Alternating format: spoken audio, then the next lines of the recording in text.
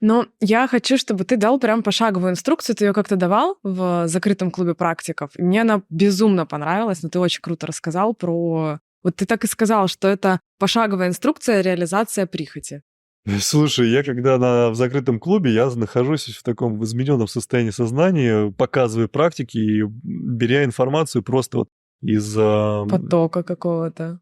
хроника каши информационных полей. То есть мне человек задал, все, вот ему я конкретно и ответил. Другой человек задал, вот ему я тоже ответил. То есть, например, смотри, человек что-то хочет, неважно там на каком уровне, он хочет кредит закрыть или дом купить, или корпорацию свою расширить, но сейчас у него нет там финансовой, допустим, возможности, или как-то не складываются обстоятельства. Вот на твоем месте, да, как бы ты поступил? Какая инструкция для этого человека была в любой ситуации? Ну, тут давай все-таки немножечко изменения на уровне мировых процессов опустим пока, потому что там требуется посерьезнее владеть знаниями. Но на бытовых уровнях там вот какие-то текущие проблемы или текущие потребности. Хотелки, прихоти, да. Как бы я действовал. Допустим, у меня появилось желание. Первый – это или может быть желание, возникшее под воздействием проблем, и второе – это желание, возникшее под воздействием «хочу». Вот. По большому счету неважно, откуда оно берется, просто разная степень сложности будет. Вот если я попадаю под воздействие «хочу», то я прислушиваюсь к своему сердцу. Оно разгорается у меня или не разгорается? Оно готово двигаться вместе со мной, быть синхронно или не готово? Давай прям на примере. Вот я хочу дом. Да. То есть я смотрю, разгорается ли мое сердце на то, что я хочу дом. Я тоже смотрю, оно у тебя не разгорается. Я просто пример, у нас такой был пример в ЗКП. Человек говорит, я хочу дом. Да. Если его сердце не разгорается, что делать? Если его Вот у сердце меня не разгорается, я вроде хочу дом на Алтае. Значит, ты уже перемудрила, и то, что ты называешь своим домом, это будет куча проблем просто. Это не то, что ты хочешь. Если твое сердце разгорается... смотри, вот ты говоришь, я хочу дом. Ты прекрасно понимаешь, где этот дом, как он выглядит, вот что тебе требуется, твое сердце не реагирует. Значит, ты чего-то упустила, что-то очень значительное упустила, что ты узнаешь, только уже впрыгнув туда. Угу. Соответственно, ты смотришь на свое сердце, оно не реагирует. И это комфортная пока ситуация. Такая, так, ладно, а какой дом бы мне подошел? И начинаю варианты И перебирать, начинать да? смотреть на знаки надо. Какой-то вот обрывок фразы мимо проходящего человека. На Алтае. Ладно, в Швейцарии. Я там жил просто, на В Алтае, Швейцарии. поэтому у меня есть свое представление. 5 лет прожил там. Пусть будет Швейцария, хорошо. Вот. Или же ты можешь услышать Перу. Угу. Вот, причем вообще вот из ниоткуда это слово пронеслось и улетело. Да. Ты можешь услышать какие-то намеки реальности, где тебе будет по душе, где тебе будет хорошо. И такая, так, хочу дом там. Да, я же прям до слез, может, до мурашек, да. И вот ты теперь знаешь, где находится точка реализации твоего желания. То есть ты не придумала, ты почувствовала это место. Дальше ты начинаешь совершать какие-то действия, которые по логике, что надо делать? Надо сделать так, так, так-то. Нет. Надо сделать так, так, так-то. Нет. Я не знаю, как надо делать. Тогда я просто буду держать свое сердце и опять смотреть по знакам. То есть у меня есть четкое понимание. Я хочу туда. Я хочу там дом. Я понятия не имею, как это делать. Я держу сердце. Я держу эту позицию, что мне это нужно. И смотрю очень внимательно по сторонам. Совершаю действия. Разговариваю с людьми. Рассказываю знакомым, друзьям, близким, каким-то новым знакомым. Там, не знаю, меняю в профиле там надпись в поисках своего дома там-то. Вот. И реальность тебе начнет давать путь. Она начнет отзываться на это. И дальше ты просто, идя по этому пути, смотришь. Горит – иду, не горит – разжигаю, ставлю мир на паузу. Ни в коем случае не делать шаги, когда оно потухшее. Ни в коем случае не предпринимать решения, когда ты здесь ничего важно, не чувствуешь. Да. То есть вот тебе надо принять решение. Ты смотришь первое, не какие варианты, а сюда. Нет, не могу я сейчас принять решение. Подождите. Пауза. То есть не суетить, вот это да, Да, важный не суетить, момент. не дергаться, не совершать каких-то необдуманных поступков. Ты смотришь сюда, разожгла. Ты должна уметь это делать, ты должна уже быть обучена этим процессом. Достала их из себя. Так, какое мне там надо было решение принять? Тут уже очевидно, уже все что понятно, да, и так же понятно, да. почему мне это было так не очевидно, потому что ты была в суете, твое внимание было размазано, ты не могла этого видеть, не могла этого осознавать. Сердце разожгла, и такое, что тут же очевидно. Вот. И дальше ты начинаешь двигаться исключительно, используя свой огонь в сердце как индикатор. Все ли ты делаешь безупречно, все ли ты делаешь чисто и красиво, или же, когда здесь уже потухает, ты просто начинаешь мудрить и усложнять себе достижение этого результата. Другая ситуация. Из проблемы. То есть на тебя просто как из рога изобилия уже все, деваться некуда, хочется уже выть просто от этого. Ты берешь, ставишь эти все процессы на паузу. Да, понятно, да, тяжело, да, и все. И начинаешь это все из себя доставать. Контакт со своей душой. Ты просто целенаправленно, я эти практики показывал. В этих практиках ищешь контакт со своей душой. Потихонечку, аккуратненько, оно начинает раздуваться, разгораться. Ты такая, так, у меня есть проблемы.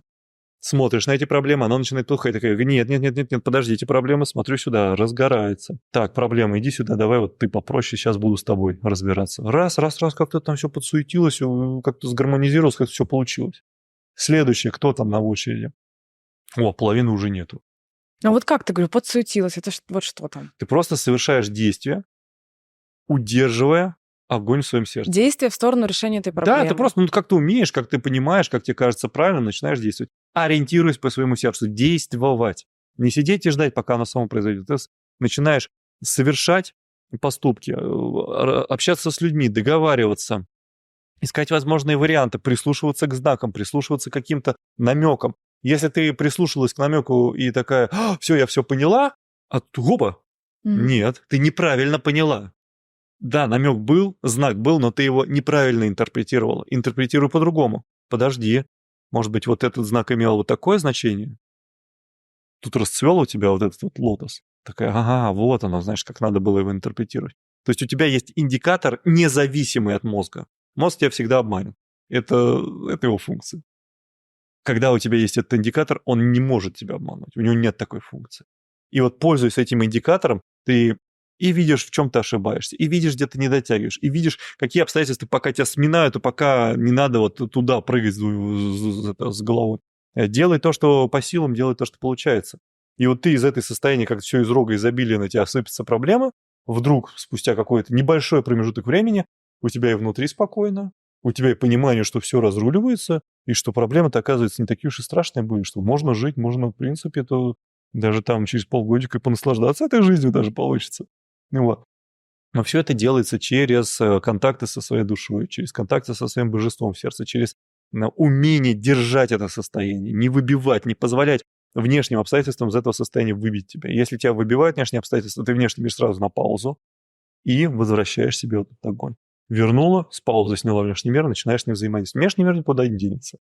И вот он не убежит. Поэтому вот это очень важно все делать. А твое состояние убежит. И все, что с нами происходит, невероятно сильно завязано на это состояние. Уж в какие там люди попадали, долги там, ты не знаю, там 500 миллиарда долгов. Ну просто ложись и умирай. Но ничего, справлялись, находили способы. Как-то это все вот выкручивалось. То есть, Это грубо можно говоря, делать. смотри, получается, ну вот ситуация, да, как вот я с этим домом сказала, вот человек говорил, да, я хочу дом, но у меня вообще нет денег сейчас на него. Ничего страшного. Или вот там кто-то говорит, я хочу с вами в Перу, но у меня сейчас нет денег на это. То есть ставишь намерение, грубо говоря, ну, ты понимаешь, что ты хочешь. Позицию занимаешь, что ты туда едешь, все. Да, я туда еду, я покупаю этот дом, и внимание в сердце, следовать знакам, Да, здесь слушать смотри, знаки. здесь очень важный момент. То есть ты не ставишь позицию, что ну вот если тогда это торговля не прокатывается. Если у меня будут деньги, я поеду. Это то есть вот это не работает. Нет, это не намерение, это глупость обычная. Вот, это, знаешь, это даже каприз в какой-то степени. Типа вот сначала ты мне дай, а потом я такая снизойдусь. Нет, так не будет это работать. Ты говоришь, знаешь, я это делаю, все. Я покупаю дом. Или я еду в Перу. Да, я покупаю дом. И причем вот как раз-то по поводу дома мы же с этим человеком потом поговорили. И вдруг выяснилось, что, оказывается, он может себе, в принципе, начать его покупать уже сейчас. То есть у него есть возможность это сделать. Просто он что-то ждет, вот непонятно что. Ну, видимо, когда состарится и сдохнет. Я не знаю, что еще можно ждать. Ну, очевидно же, что части-то текают. Очевидно, что никакой там второй, третьей жизни у тебя не будет. Ну, для меня, по крайней мере, это очевидно. Если человек готов, знаешь, сначала сдохнуть, а потом насладиться, ну, наверное, ему тогда в религию все-таки, а не на практике. Потому что на практиках он увидит, что это не так работает. И ужаснется от того, что сколько он себя обманывал, а оно на самом деле не так. Некоторые хотят вот помирать в иллюзиях, знаешь, в этом розовом сне. Ладно, не будем о грустном. Короче, выяснилось, что он может, в принципе, уже начать это делать, и все, что его смущало, это то, что он сам себе не доверял. А когда он почувствовал свое сердце, когда мы сделали акцент, я говорю, вот так это надо тебе дальше, вот так идти, вот с такими состояниями. Он такой, а я, пожалуй, пошел.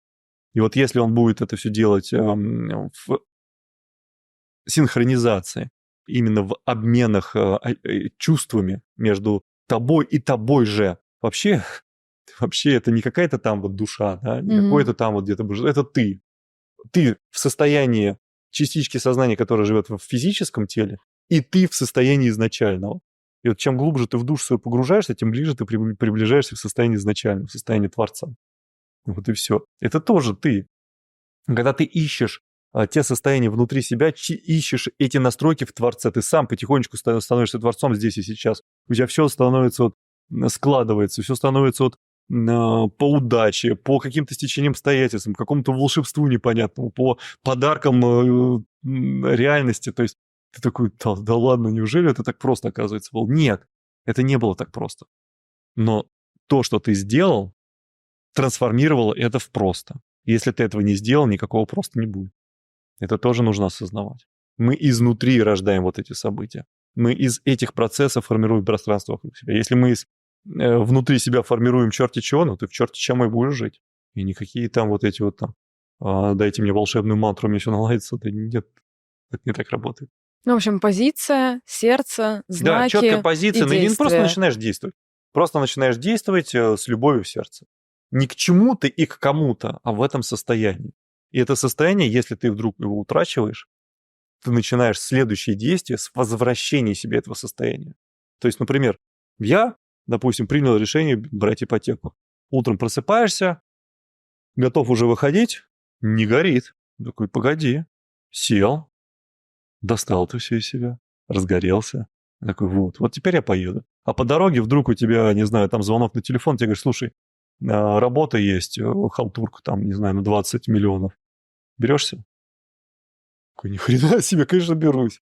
Вот. То есть реальность мы иногда такие пируэты выписываем, но ты должен быть несгибаем в своей позиции. Ты должен выйти из дома и поехать с горящим сердцем. Если тебя по дороге, я не знаю, в час пик в метро размотали, просто растрепали, и ты понимаешь, что ты потерял это состояние, верни его себе, делай следующий шаг. Верни. Сделаешь следующий шаг без этого состояния, черти чего получится. Возвращаешься в это состояние, ты снова довольный, солнышко светит, метро осталось за спиной, сердце опять горит, потоки текут, каналы работают. Все, делаю следующий шаг. И вот таким образом можно достигать цели вот так. Ну и сердце, опять же таки, не то, которое у нас там нарисовано в Гугле на картинках. Да нет, конечно. Это состояние, это энергия, это огонь, это физически ощущаемый огонь. Это огонь, который ты ни с чем не перепутаешь. Это огонь, который, когда ты находишь первый раз, текут слезы, и все, мы это проходили вот на этом ретрите. И люди это чувствовали, люди это переживали. Люди уже понимали, что до этого что-то другое они называли этими процессами, что-то другое они пытались вот подсунуть под то, о чем я рассказываю, но теперь у них это уже не получится себя обмануть, не получится себя погрузить в иллюзии, и теперь они знают точно, что это за состояние, в котором все получается легко и непринужденно. Но обучаешь ты изначально это и на практической энергетике, и на силе сознания. Слушай, это все потихонечку, опять-таки, ступени. Сначала ты чувствуешь энергию на кончиках пальцев рук, каналы, эфирные поля, центры, врата, первые элементы, сердце. То есть в первом курсе ты только начинаешь общупывать этот процесс в рамках 5 божественных качеств: воля, намерение, любовь, искренность, совесть. Но это название энергии. Просто их нужно было как-то обозвать. Можно было их также обозвать там 21, 22, 23, 24. Тогда вообще было бы как-то очень странно про это говорить. Вот. А эти энергии, они как-то, вот эти слова, они как-то, дают изначальную настройку. То есть понятно плюс-минус, где они применяются. Вот. И на первом курсе мы это просто трогаем, находим в себе как естественные процессы. На втором курсе сила сознания 2, запредельная скорость, мы это все ускоряем, мы это трансформируем, мы выводим себя совершенно в другое состояние, где это сковывающая структура под названием кокон, мы просто срываем себя и начинаем ускоряться до... нет никаких границ. Вот до сколько вообще хотим, до скольких ускоряемся. Скоро я буду показывать техники трансформации следующего уровня, когда вся твоя энергетика, вот уже нет вот этой послойности, тут у меня один центр, тут другой центр, вот они распространяются, вот они здесь как бы не пересекаются между собой, как бы упираются друг в друга. Вот здесь они просто будут просачивают между собой, мы будем еще больше делать трансформации, и я убедился в том, что это работает и онлайн, то есть уж если янтра онлайн работает, то это точно работает онлайн. Это будет трансляция, причем трансляция опять-таки не абы откуда, а из-за одного из мест силы на нашей планете, Перу. Вот. И эта трансформация открывает еще более быстрые возможности достижения вообще всего, что тебе только в голову влетает и вылетает. Эта трансформация позволяет намного легче держать свое сердце открытым, намного легче держать свое... Там, ты понимаешь, чистый огонь. То есть если ты просто скинул кокон, ты быстр. Но если кто-то тебя схватит, ну, он тебя схватит. А здесь он даже дотронуться до тебя не может. То есть просто такая защита, грубо говоря. Чистая плазма, да, которая идет там бесконечно сверху и вниз, которая не дает возможности тебя сбить. То есть если до этого еще как-то можно было в тебя попасть, ну, ты хоть и быстрый, да, но все равно уязвимый, то здесь тебе даже и не надо такой, ну, давай, попробуй меня сбей. И все. И ты просто попадаешь в состояние, когда реально все в твоих руках. Ты просто двигаешься, ты знаешь, как двигаться, ты знаешь, как себя вести, как взаимодействовать отношения с реальностью, ты не занимаешься ерундой, глупостью всякой вот этой бесконечной, которая из каждого утюга вещается. И ты просто проживаешь одну жизнь, говоришь, так, в это я поиграл, проживаешь вторую жизнь, в это тоже поиграл, что и во что еще хочу поиграть? Ну вот в это еще поиграю, пожалуй. Поиграл, все сделал, все добился, все получил, такой, ну, теперь с чувством выполненного долга, абсолютно осознавая, что здесь мне больше делать нечего. Я иду на свободу. Ты говоришь про огненный столб сейчас, правильно? Про практику? Ну, я сразу про вот эти ступени, то есть и про огненный столб, и дальнейшие практики, связанные с янтр, это уже янтр, это уже уровни там, где начинается бесконечность. Давай, кого ты хочешь сегодня разоблачить? Я думаю, ты в курсе, да, что есть такие моменты, как положить картинку себе в кошелек, да, чтобы туда деньги приходили. И это называется работать со шри-янтрой. Вот. Еще что мне попадалось на внимание, то, что человек говорит, например, да, еще янтру практиковать, зачем, я и так все могу. Вот, эту картинку на эту смотреть зачем? Рисовать ее. Да, я могу изменить свое состояние, сознание и без нее. Входить в самадхи. Да, и причем вот эта вот внутренняя уверенность человека, что он абсолютно точно знает, что это такое, она немножко умиляет даже как-то со стороны. Вот, к чему это все? Например, те же самые энергетические центры. Я сам такой был. Я сам лазил по интернету в надежде найти ту самую картинку, которая соответствует действительности. И вот все там ходят, тычут, вот здесь, нет тут, вот нет там на 4 пальца, нет на 3 пальца вот это вот. Ниже пупка. Надо вот приложить, и там точно этот энергетический центр. Но в реальности у нас что? В реальности они могут двигаться, эти центры. И поэтому геометрически их искать вообще бессмысленно. Ты их или чувствуешь, у тебя есть видео, у тебя есть восприятие, или ты их не чувствуешь, и ты все равно ошибешься. Потому что вот одно у тебя настроение, они выстроились в одну цепочку. Другое у тебя настроение, они съехались или раздвинулись. Один центр загорелся, другой оставил, это верхний и нижний уехали от них. И это постоянно происходит движение. Мы свою энергетику меняем чуть ли не мгновение. Вот что-то тебе услышалось, да, неприятно, это раз, и все, энергетику, хоп, у тебя сразу сжалось. Если ты этого не чувствуешь, если ты этого не осознаешь, ну давай ищи на старых местах свои центры дальше по картинкам. Это все не работает. И это настолько сильно не работает, что человек вводит себя в заблуждение своим же собственным вниманием. Мы можем себе нафантазировать ощущения. И даже начать чувствовать. И начать его чувствовать, да. Угу. Это самое прикольное, потому что наш мозг, он имеет такую возможность сформировать ощущение там, где его раньше не было. И вот если человек долго и упорно фантазирует, воображает, представляет, он такой, кажется, что-то я начала видеть. Он это видит год, он это видит 5 лет, ничего в его жизни не меняется или еще хуже становится, но зато он эту штуку видит.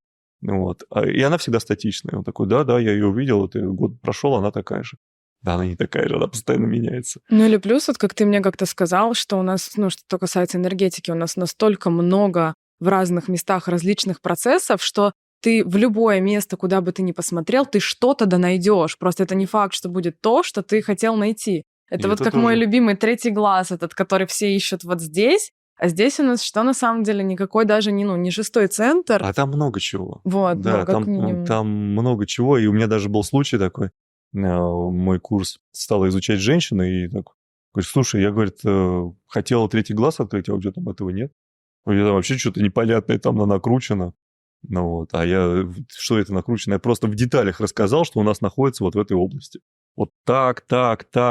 Здесь канал, здесь врата, там центр, здесь кристаллизация, тут входит энергия, здесь входит энергия. А не. Мне нужен третий глаз. Где там? Нет у тебя там такого термина. Я пойду искать в другом месте.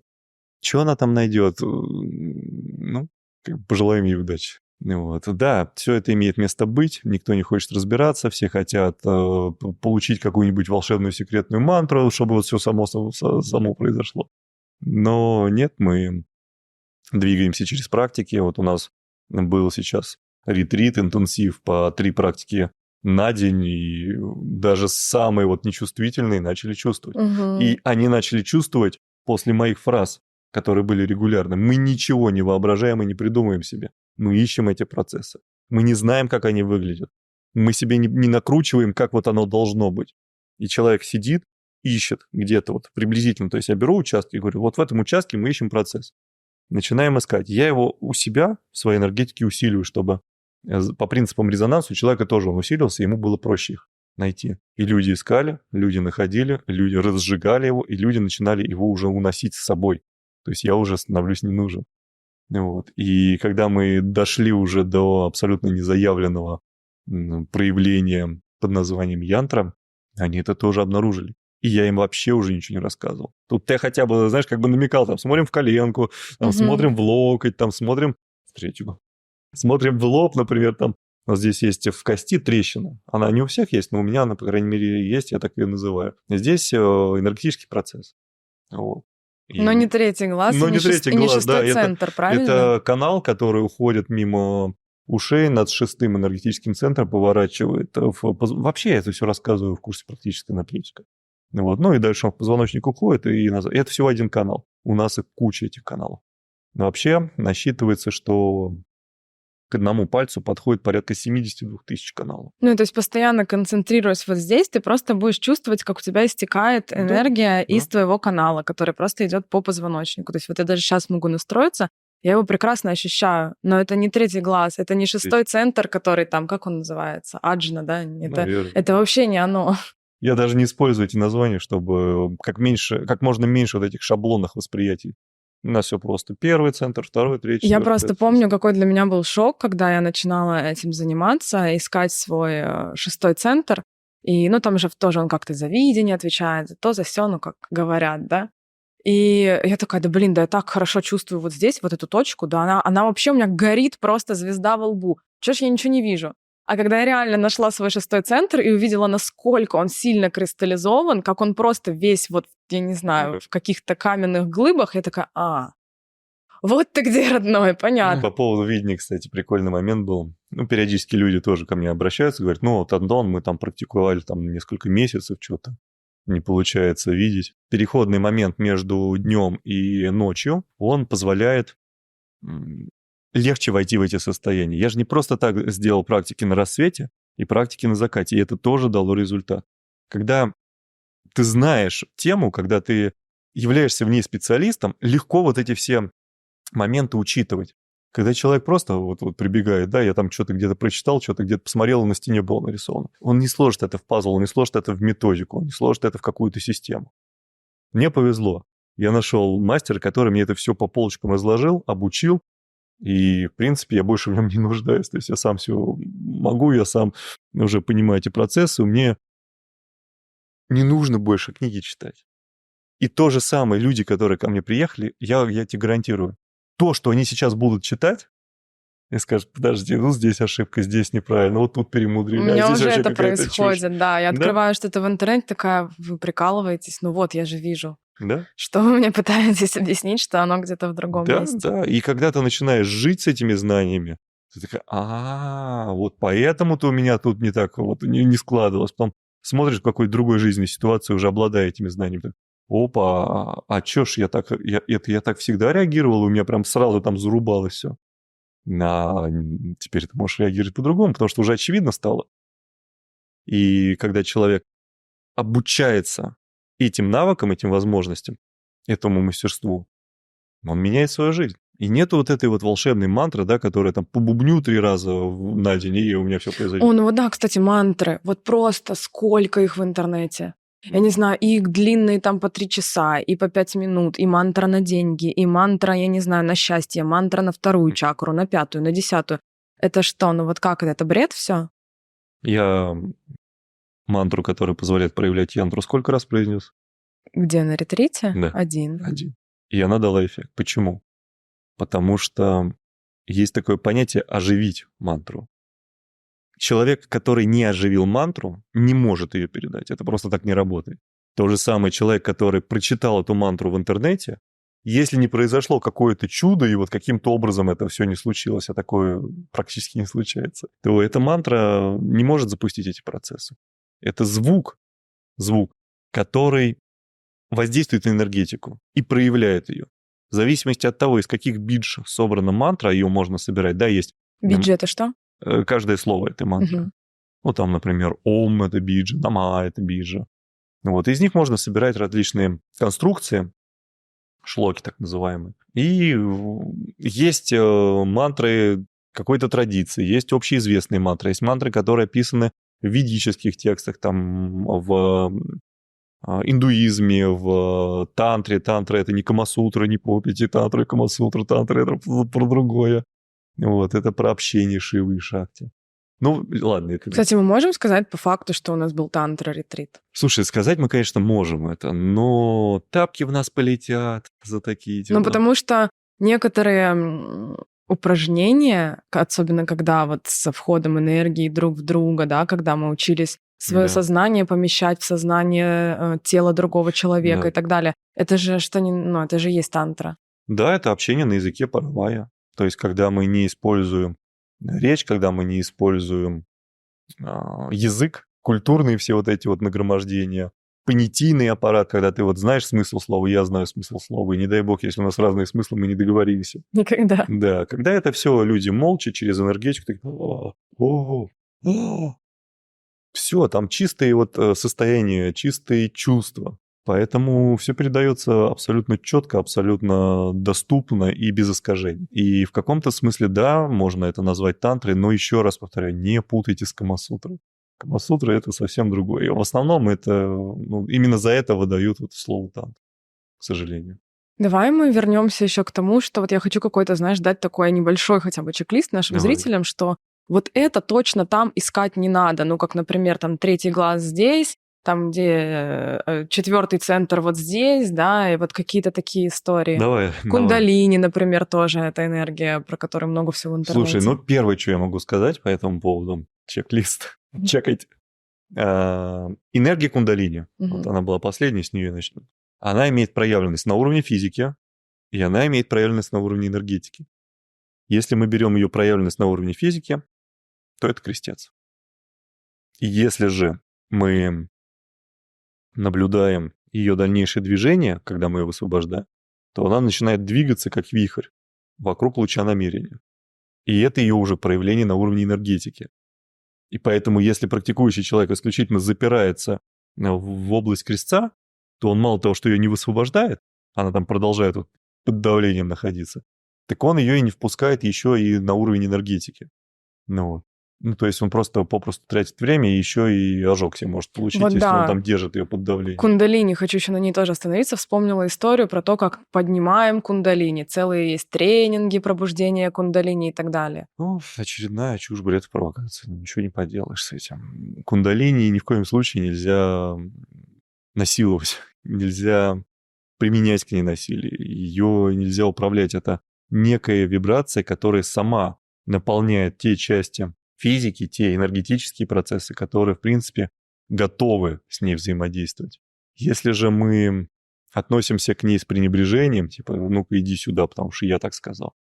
Иди ко мне в 3-й глаз, да, открой мне видение. Это ни к чему хорошему это не приведет. Это будет сразу повышенное слизи отделения, то есть человек получает ожог, у него сразу текут сопли, у него болит голова, у него начинается картинка. Вот это тоже. У меня были такие случаи, там приходит человек, я занимаюсь кундалини-йогой. Ну, это еще ладно, это еще лайт-версия, да, когда я говорю, ну, давай, показывай мне кундалини тогда. Он такой, ну, надо, типа, я сейчас со стула встану. Я говорю, не, погоди, какого стула? Я тебе кундалини могу показать вот вообще, не меняя даже позы. Нет, кундалини-йога – это когда надо вот правильно там себя выгнуть. И 300 раз помахать руками, ногами. Да, я говорю, погоди, а энергетика-то потом у тебя? Какая энергетика? Я думал, это вот движения такие. Я говорю, ну это ладно, это еще куда ни шло. А есть люди, которые поднимают ее себе в голову, да, они ее тащат, они применяют к ней насилие, что ни в коем случае нельзя делать.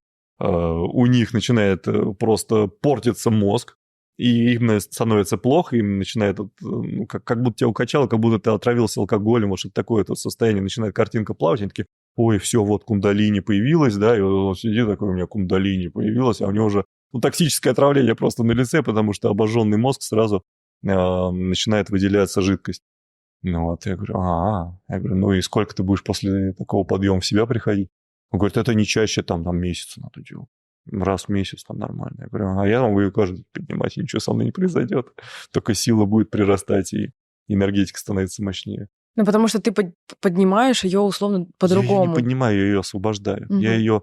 Вот то место, где она сконцентрирована, где она находится, где она спит, не сконцентрирована, где она спит, я ее пробуждаю, и дальше по мере возможности, расслабляя внутри себя на полевом уровне, на физическом уровне, я ей отдаю больше и больше пространства для раскрытия, для ее роста. Но если она куда-то уперлась и не может там пройти, то я буду работать с тем, что не пускает ее. И ни в коем случае не пытаться ее протащить через это. Угу. Вот. Это нюансы, но это нюансы очень важные. Тот же самый третий глаз. Вот буквально на ретрите тоже были моменты, все же хотят от третьего глаза видения. И, что делать, как быть? Люди уже немножко практиковали, знают разницу, знают вот эти процессы. Я говорю, смотри, у нас там есть область в районе шестого центра. Я говорю, ты сдвинь ее назад, просто закинь и посмотри. Ну, это уже шестые врата. Ну, да, есть такой термин у нас, шестые врата. Просто мы про врата отдельное видео сняли, мы где-нибудь здесь разместим, и сделаем ссылку, чтобы не тратить сейчас время, опять это все проговаривать, объяснять. Вообще все это есть практической энергетики. Вот. Сейчас хочется немножко другие вещи рассказать, которые я еще не рассказывал. Поэтому он просто сдвигает назад, смотрит оттуда и говорит, вон он, оказывается, как работает. Я говорю, да. Вот буквально 2-3 слова человеку помог, подсказал, все, пошел дальше изучать эти процессы. Теперь он знает, и это знание у него уже никто не отнимет. Угу. Такой момент еще вот тоже вспомнила. Кундалини и сексуальная энергия. Это же вообще разные вещи. То же самое перепутано. Мы на практике видели эти разницы. Я показывал практики для сексуальной энергии. Да, мы ее физически, фактически чувствуем, мы ей управляем, мы ей манипулируем, и мы применяем такие силовые техники для ее подъема, и все у всех хорошо. Ничего не болит, ничего не отваливается. Ну, как сказать? У тебя просто ее много.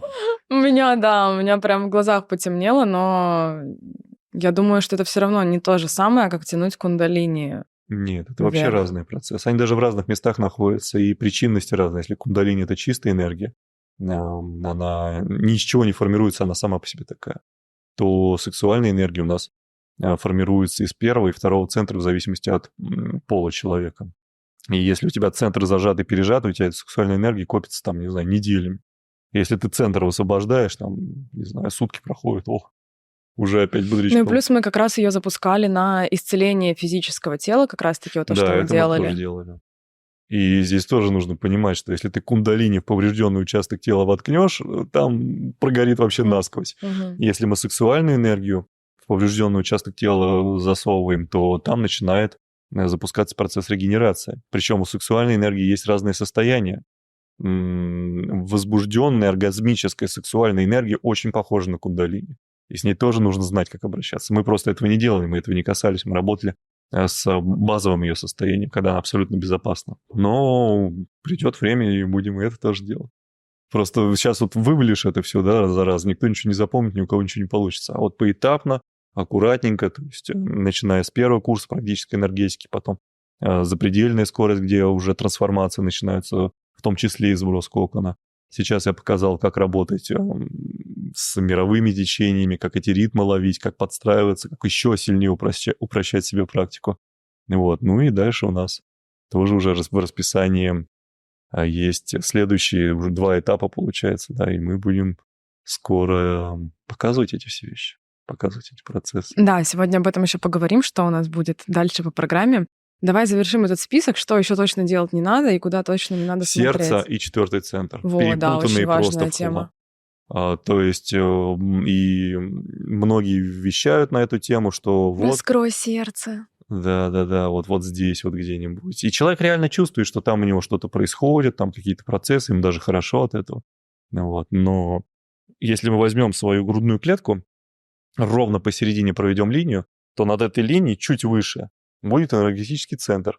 Этот энергетический центр находится внутри. Вот если меня разделить вот так и вот так, то вот где эти 2 линии сойдутся, внутри, там будет место расположения этого центра. Его размер – это буквально с кончика иголочки, его размер этого центра. И, кстати, был человек, который это увидел.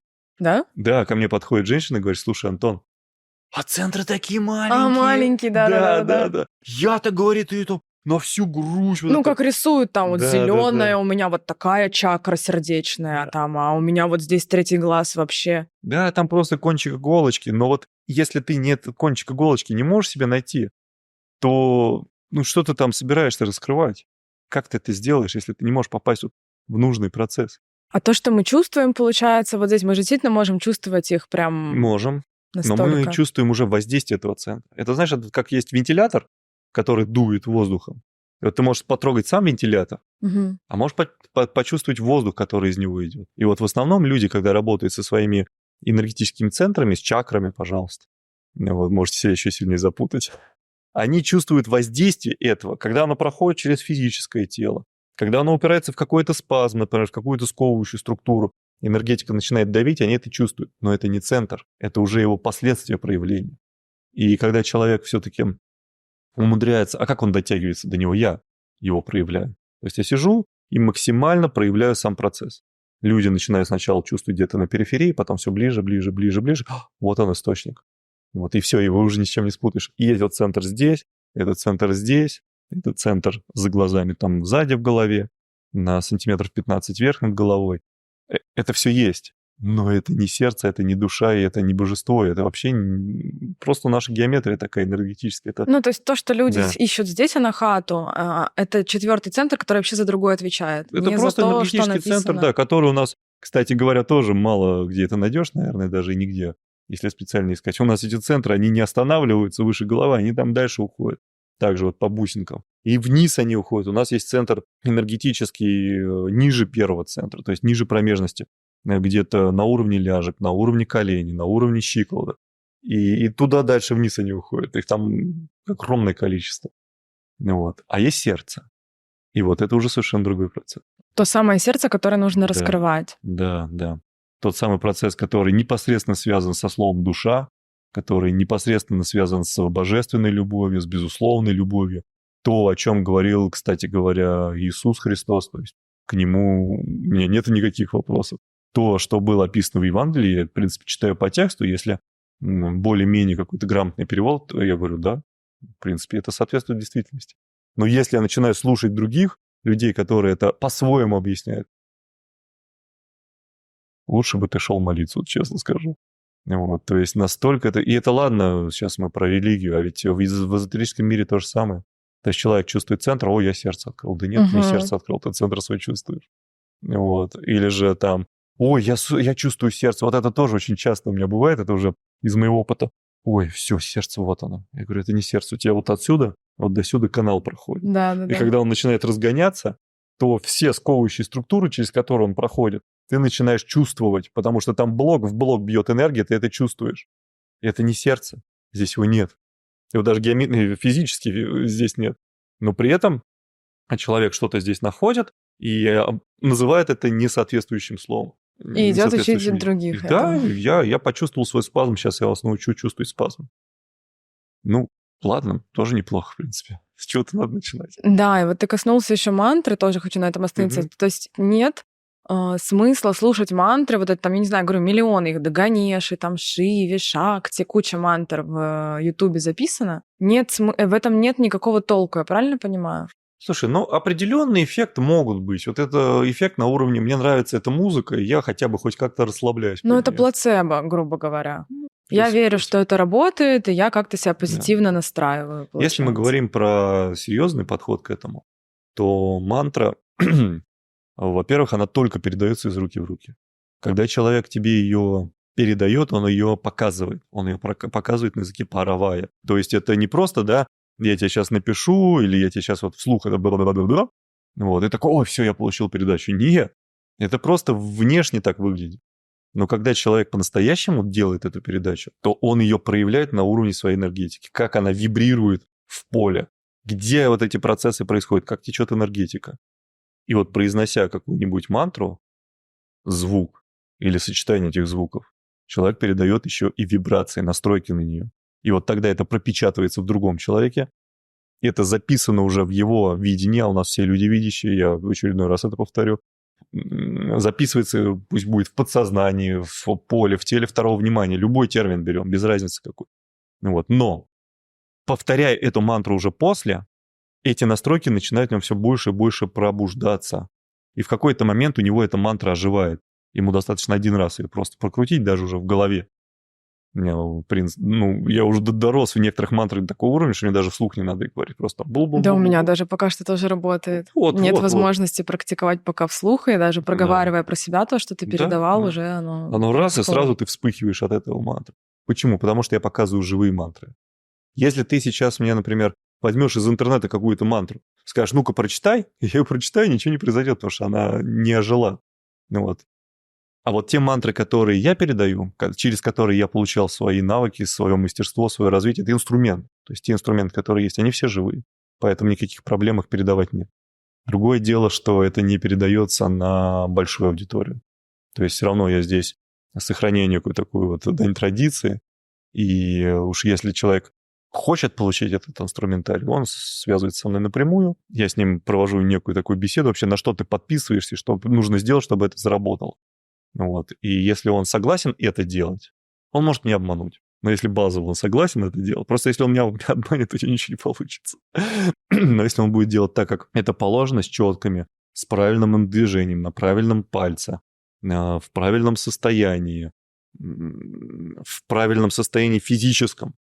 То есть, ладно, психическое состояние, но все равно построить в физическом, потому что если человек там, я сейчас буду мантру читать, у него вот весь голос в носу, и он сейчас будет мантру читать. Не будет она у него работать. Должно быть расслаблено все вот прям до самого низа живота. И вот этот вот звук, который рождается с самого низа, он и начинает вибрировать, он начинает создавать вот эти процессы. Если человек вот так вот продолжает мантру начитывать, он ничего не читает. Вот. Поэтому, может, не знаю, мне уже профдеформация, но я не могу через нос говорить, мне сразу корежит от этого. Я стараюсь постоянно удерживать вот такое состояние в теле, чтобы оно было максимально расслаблено и максимально вибрировало. И вот если человек обучает себя этому, если он осваивает эту методику, если он готов в этом идти, в этом двигаться, то спустя непродолжительное время у него появляется инструмент под названием мантра. И, допустим, он не может попрактиковать, помедитировать там минут 40, час. Он не может в себя привести в порядок просто правильными какими-то мыслями и правильными словами, сказанными себе. Иногда так бывает, скажешь себе, да ладно, нормально. Я такой, и вправду нормально. Если это не работает. Если физически он как-то тоже раздерган в суете, в какой-то в дерготне, то у него есть этот инструмент, он может им воспользоваться, и этот инструмент вернет его в горящее, истекающее состояние. Но его нужно сначала этот инструмент освоить. Просто так по щелчку пальца это не происходит. Ну, и если я правильно понимаю, то вся вот эта история про то, что мантра на деньги, мантра на мужа, но это бред полнейший, правильно же? Люди развлекаются, понимаешь? У меня такая позиция, что я не мешаю заниматься другими тем, чем они занимаются. Но если человек ко мне приходит, я, конечно же, сразу его приземляю, говорю, так, все, заканчиваю бредить, давай серьезно уже поговорим на эту тему. Потому что, конечно, были такие случаи, когда, ой, я мантру Ганеши, ой, мне так нравится, я так часто слушаю. Я говорю, а Ганеш-то где находится? У меня дома статуэтка стоит. Я говорю, а ты в курсе, что он вообще внутри тебя проявлен?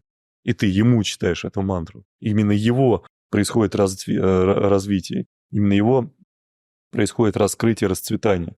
Ты ему поешь эту песню, нижняя часть живота между первым и вторым центром, там эти энергии находятся. Я говорю, какая статуэтка, о чем ты? А потом, когда человек все-таки находит это в себе, ну, на этом вся история со статуэтками заканчивается. Потому что они бессмысленны. Давай, знаешь, какую тему еще поднимем? Давай. Вот она тоже довольно остро стоит сейчас. Я вижу это в людях, я вижу, как это их останавливает. И это перепуганность людей О, да. всякими, ой, во мне сущность, ой, во мне подселенец, ой, во мне то. Тут просто этот поток страха, который надвигается из интернета, все подселенец, все это там ну, тебя прокляли, вот это ну, там тебя там изъедают изнутри, ты с демоном. Господи, вы как демона хоть вообще раз в глаза видишь, чтобы такое рассказывать? Если видели, наверное, тогда уже, это, знаешь, как астроном может посмотреть на Солнце два раза. Сначала одним глазом, потом другим. Вот. Здесь то же самое. Очень любят разные эзотерики нагонить жути, которые совершенно не соответствуют действительности. Вот буквально на нашем ретрите была трансляция. Человек обнаружил внутри себя спазм, перепугался этому спазму. Все, подселенец, надо спасаться. Он хочет из меня выбраться. Да. Как его убрать, как его вытащить? Да. Ну, в той ситуации там человек вообще просто сам себя нашел. Вот, просто из нас, да, выходят некоторые энергетические такие живые процессы. И когда ты их первый раз замечаешь, может сложиться ощущение, что в тебе что-то инородное находится. Вообще даже не знаю, это как надо себя настраивать, чтобы к этому отнестись как к инородному. Но это все равно, что, знаешь, неожиданно для себя обнаружить, что у тебя есть рука. Чужой. Слушай, ну, если честно, я даже понимаю, что, ну, можно, потому что некоторые процессы, которые я сейчас уже вижу, ну, для меня они, например, выглядят черными, то есть черного цвета, к примеру. Да. И то есть раньше, там, год назад, увидя в своей энергетике вот это черное нечто, я бы тоже, наверное, сказала, что, боже, все, у меня родовое проклятие, демон в 5 колене, ранга 10 там и так далее. При этом в индуизме до сих пор всех божеств, всех более-менее каких-то значимых фигур делают из черного базальта. Ну, наверное, не просто так они это делают. Есть энергии, которые мы можем воспринять только так. Потому что, ну, давай далеко не ходить, вот если мы возьмем даже электромагнитный спектр, то наш глаз воспринимает вот маленькую-маленькую такую щелочку, а приборы воспринимают вот такой вот спектр частот. То есть даже наш глаз не справляется особо сильно. И когда мы начинаем воспринимать энергетику, да, есть такие энергии, которые воспринимаются как черные. Эти энергии в нас содержатся. Эти энергии — часть нашей природы. И то, что они черные, ну и что? Ну да, вот я говорю, нас же запугали, что все черное и белое. Если ты в белой одежде, значит, ты просветленный. Если ты в черной одежде, значит, ты черный маг. Ну, вот очередная... Понимаешь, это все запутать, напугать, поработить. Пока не напугаешь, не поработишь. Эта технология, она постоянно крутится в обществе, в социуме. Постоянно те, кто владеет этой технологией, подчиняют тех, кто не владеет этой технологией. Но вот оно и просочилось в эзотерический мир, и человек увидел свою энергетику, перепугался, остановился, выскочил из практики. Зачем? Хорошо, ну давай так, раз уж мы затронули сущности, что делать, когда люди действительно видят сущности, то есть они обладают уже какими-то навыками, вот они видят, что это действительно нечто, да, не похожее на что-то человеческое. Или ощущают, очень четко есть ощущение, да, какого-то присутствия рядом, неприятного. Вот что делать в таких ситуациях? Ну что, порадоваться, передать привет и заниматься дальше своими делами. Наша природа, она настолько колоссальна, она настолько неуязвима для всего этого, что все, что мы можем в этом сделать, это ведомые своей собственной глупостью, это самоубийца. Если мы не ведемся на собственную глупость, не ведемся на вот эти вот страшилки со всех сторон, не пытаемся там к каждому своему ощущению накидать всяких демонических ужасов, то ничего не произойдет. Но это то же самое, вот. У нас по коже, например, ползает куча микроорганизмов. Бактерии всякие, там вот эти микробы. И чего? Да ничего, но ползают и ползают. У нас в кишечнике огромное количество всевозможной флоры и фауны. И чего? Шарахаться от каждого чего-то там, что шелохнулось? то мы, наоборот, выпиваем там Ну, всякие бифидобактерии, кефирчики, вот это вот все, чтобы флора была здоровой. да, ну смотри, вот именно, что ты сейчас говоришь, что условно у нас есть какие-то там микроорганизмы, даже там паразиты какие-то, Да? да, но при условии того, что у человека нормальный иммунитет, и у него все работает хорошо, ему это не страшно.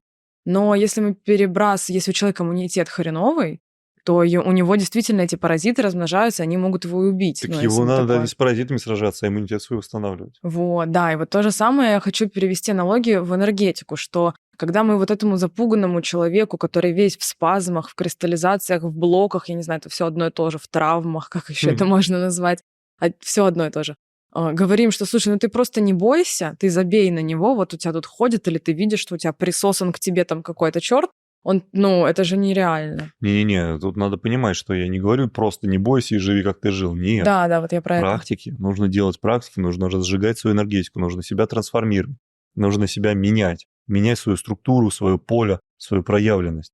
Вот как я умею это делать, как я обучился этому, так же я и передаю дальше. Ребята, вот я знаю методику, работает 100%.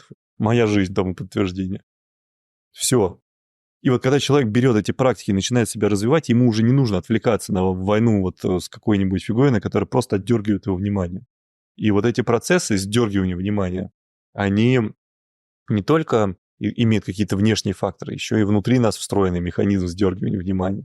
И люди, которые были на моей практике, они увидели эти механизмы, они пережили это состояние. Понимаешь, вот я иногда произношу такое словосочетание, как чужеродное сознание. И эти слова, этот термин слышали те люди, которые со мной практиковали. Такие, да, чужеродное, да.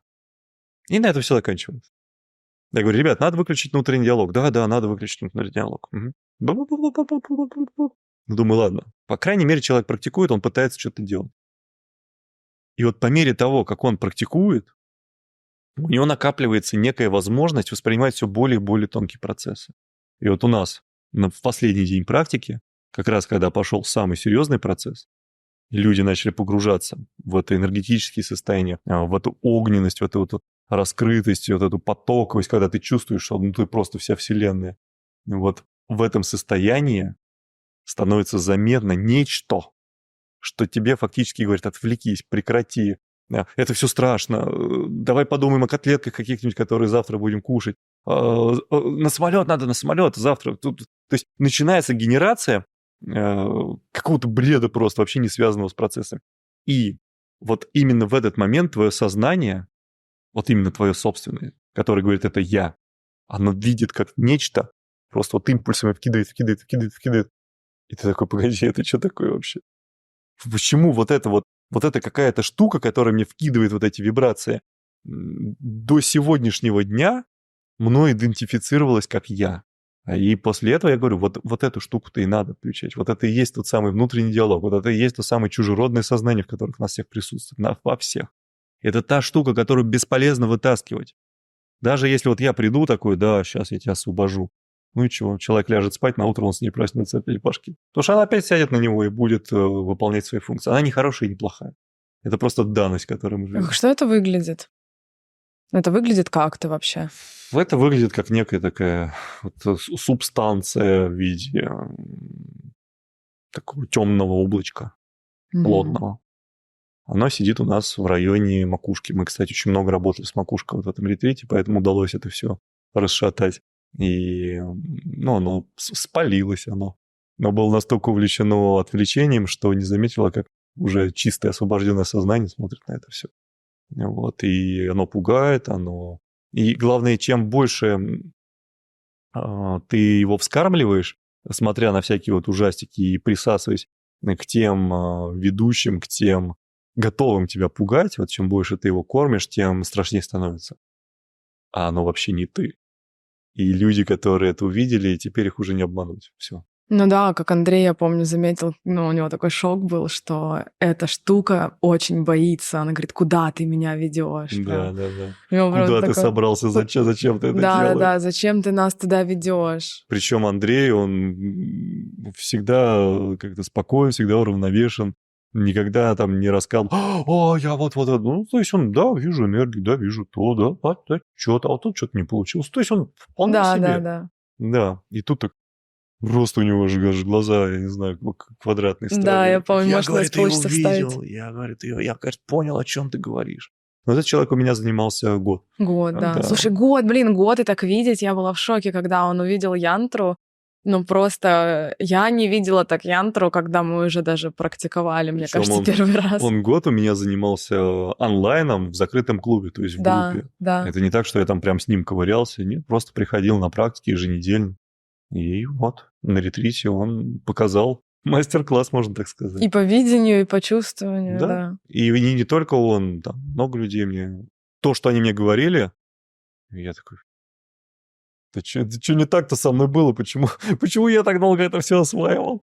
Вот, потому что некоторые процессы мне приходилось прям вкладываться, чтобы их понять. Ну, как сказала бы Диана, это все, потому что твое поле. Ну, может быть, может. Хотя, знаешь, стоит только вступить на этот лед, что я, и он может под тобой... Слушай, а вот это что, тоже вот это чужеродное сознание или в что какой-то это? степени, да. Что заставляет людей? Это, кстати, важный момент, действительно, потому что этим тоже сейчас пестрит YouTube, и не YouTube, вся эзотерика. Я просветленный мастер, да вы там моя, не знаю, челядь. И это все пестрит по очень простой причинности. Очень легко развратить, совратить и управлять так человеком, когда ты тешишь его самолюбие. Вот если ты ему говоришь, понимаешь, как бы, вот здесь спазм, вот здесь у тебя не очень, и вот тут тебе попрактиковать нужно. А то, что ты видишь, это твоя фантазия. Он расстраивается, и у него стоит выбор. Делать шаг в знание или делать шаг в иллюзии. Есть очень большая вероятность, что человек делает шаг в иллюзии, а не в знании. Он просто уйдет. Скажешь, не, я лучше пойду к такому мастеру, который будет вот это вот делать со мной со всех сторон. Вот. Поэтому те, кто позиционирует себя как мастер, они не утруждаются. Они такие, что вы хотите?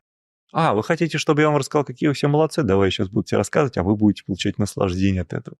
Потому что вот эта штука, когда видят, что ты, как вот эта частичка сознания, погружаешься в иллюзии, погружаешься в просто какой-то несуществующий мир, она довольна, она радуется. Все отлично, все по плану. У нее функция такая. Удерживать нас максимально вот в сонном состоянии. Максимально вот подождем завтра, светлое будущее. Скоро все наладится. Да ничего не наладится, если ты будешь погружаться в это болото, ты там утонешь просто.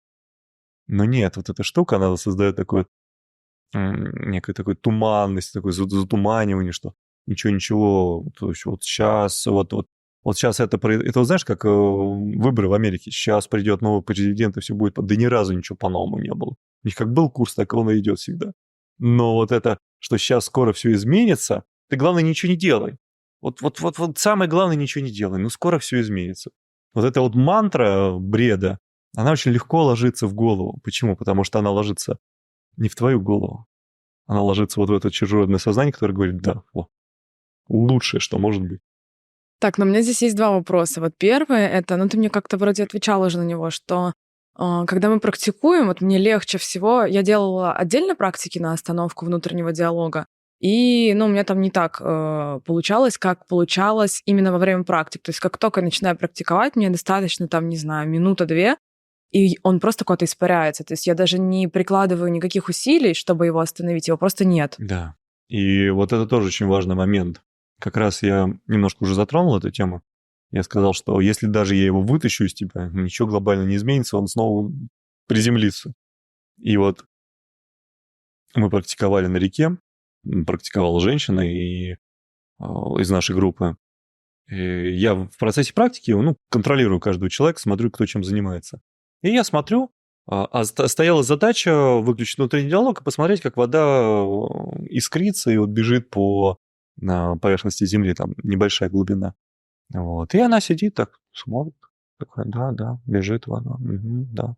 Я говорю, слушай, а чем ты занята? Она такая, я вот смотрю, как ты сказал. Я говорю, а внутренний диалог ты чего у тебя делает? Она такая, погоди, я шоу выключила. И вот я ей сказал такую фразу, которая для нее почему-то оказалась вот ключом в эти состояния. Я говорю, слушай, представь, что ты вот пьяная в хлам, вообще мысли просто у тебя вот, их даже невозможно сформулировать. Она такая, погоди, ладно. И она начинает представлять, и у нее вот эти вот глаза, знаешь, так немножко уже полузакрыты, ее тело начинает вот, знаешь, что вот оно в тонусе, вот оно держится, оно начинает потихонечку так вот обмякает. обмякает, расплываться. Ну, говорит, теперь я поняла разницу. Я говорю, куда выскочила, практикуй дальше. Поняла она разницу. И вот после этого у нее уже было четко сформированное, где она самообманывается, что у нее выключен внутренний диалог. Она мне потом уже отдельно подошла, говорит, слушай, говорит, Антон, я все это время думала, что я выключил его. Я все это время думала, что у меня его нет. И вот там, говорит, на реке я осознала, что он есть, что он был, и только вот на реке мне удалось по-настоящему от него освободиться. Вот. Почему это все происходит? Как оно так выстроено? Нужно достичь определенной интенсивности горения энергии, ее скорости прохождения через тебя. Если у тебя сковывающие структуры, ты никак эту энергетику не разгонишь. Тебе просто будет плохеть, и ты будешь говорить, не хочу практиковать, все, отпустите меня, выпустите отсюда. Это, знаешь, это как в бане, вот в парилке ты сидишь, и кто-нибудь и подливает, и дрова подкидывает, и подливает. Ну, то есть вот такое вот ощущение становится. А если ты знаешь, что такое сковывающие структуры, если ты умеешь с ними работать, сначала потихонечку от них избавиться. Почему вообще вот есть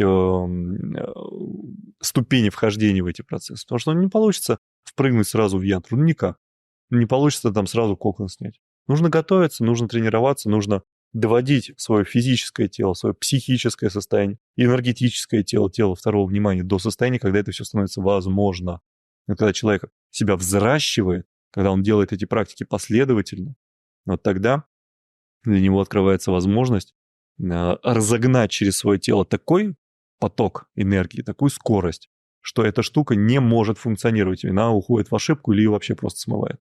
Но если его скорость энергетики начинает останавливаться, он снова себя начинает зажимать и спазмировать, а эта штучка спокойненько опять на него садится и выполняет те функции, ради которой она создавалась на самом деле. Еще раз говорю, это мир, в котором мы живем. Это надо знать, это надо учитывать.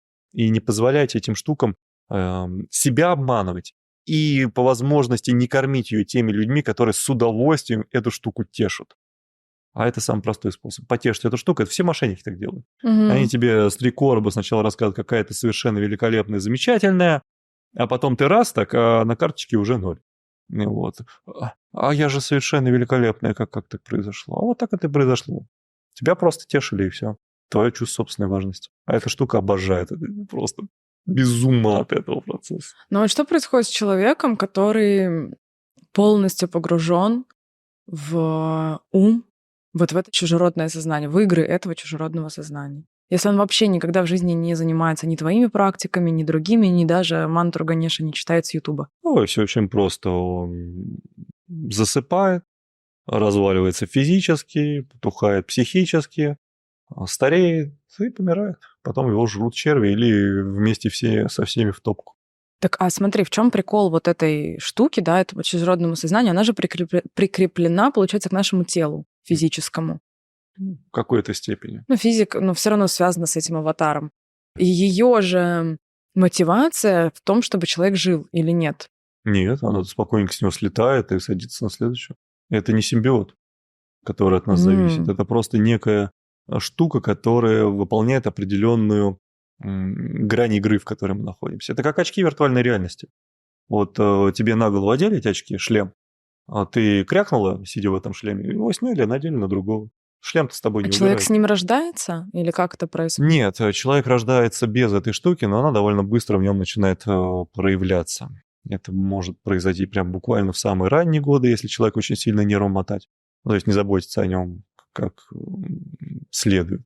Вот. Или же это формируется где-нибудь к 5 годам, 4-5 годам, если как только человек начинает активно взаимодействовать с окружающим миром.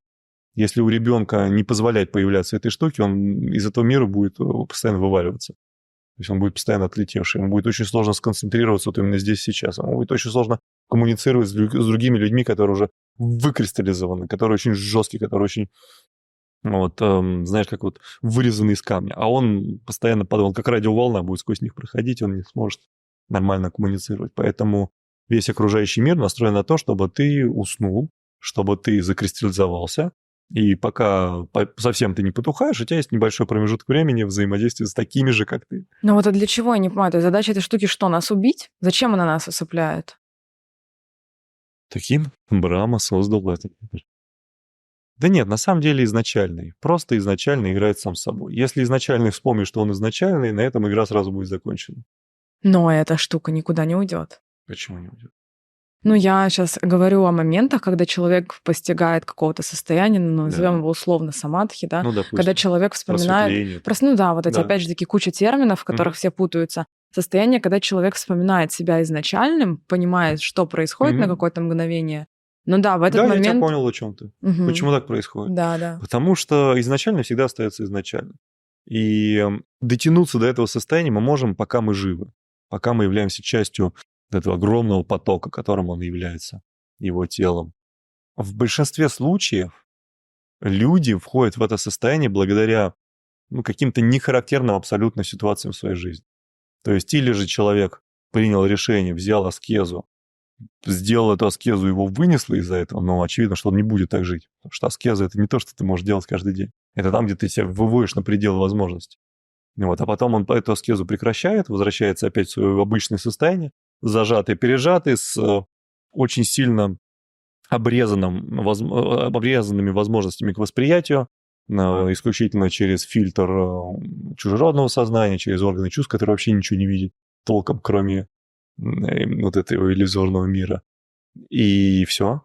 Что изменилось-то? Трансформации не произошло, изменений не произошло, скорости по нему, энергетики не ускорились. Все его вещи, которые на себя смог вычистить за момент аскезы, он тут же в себя вернул, потому что он как личность не изменился. У него старые привычки, старые шаблоны поведения. У него нет возможности осознавать, что с ним происходит. То есть экстрасенсорикам в основном не появляется от таких разовых вхождений.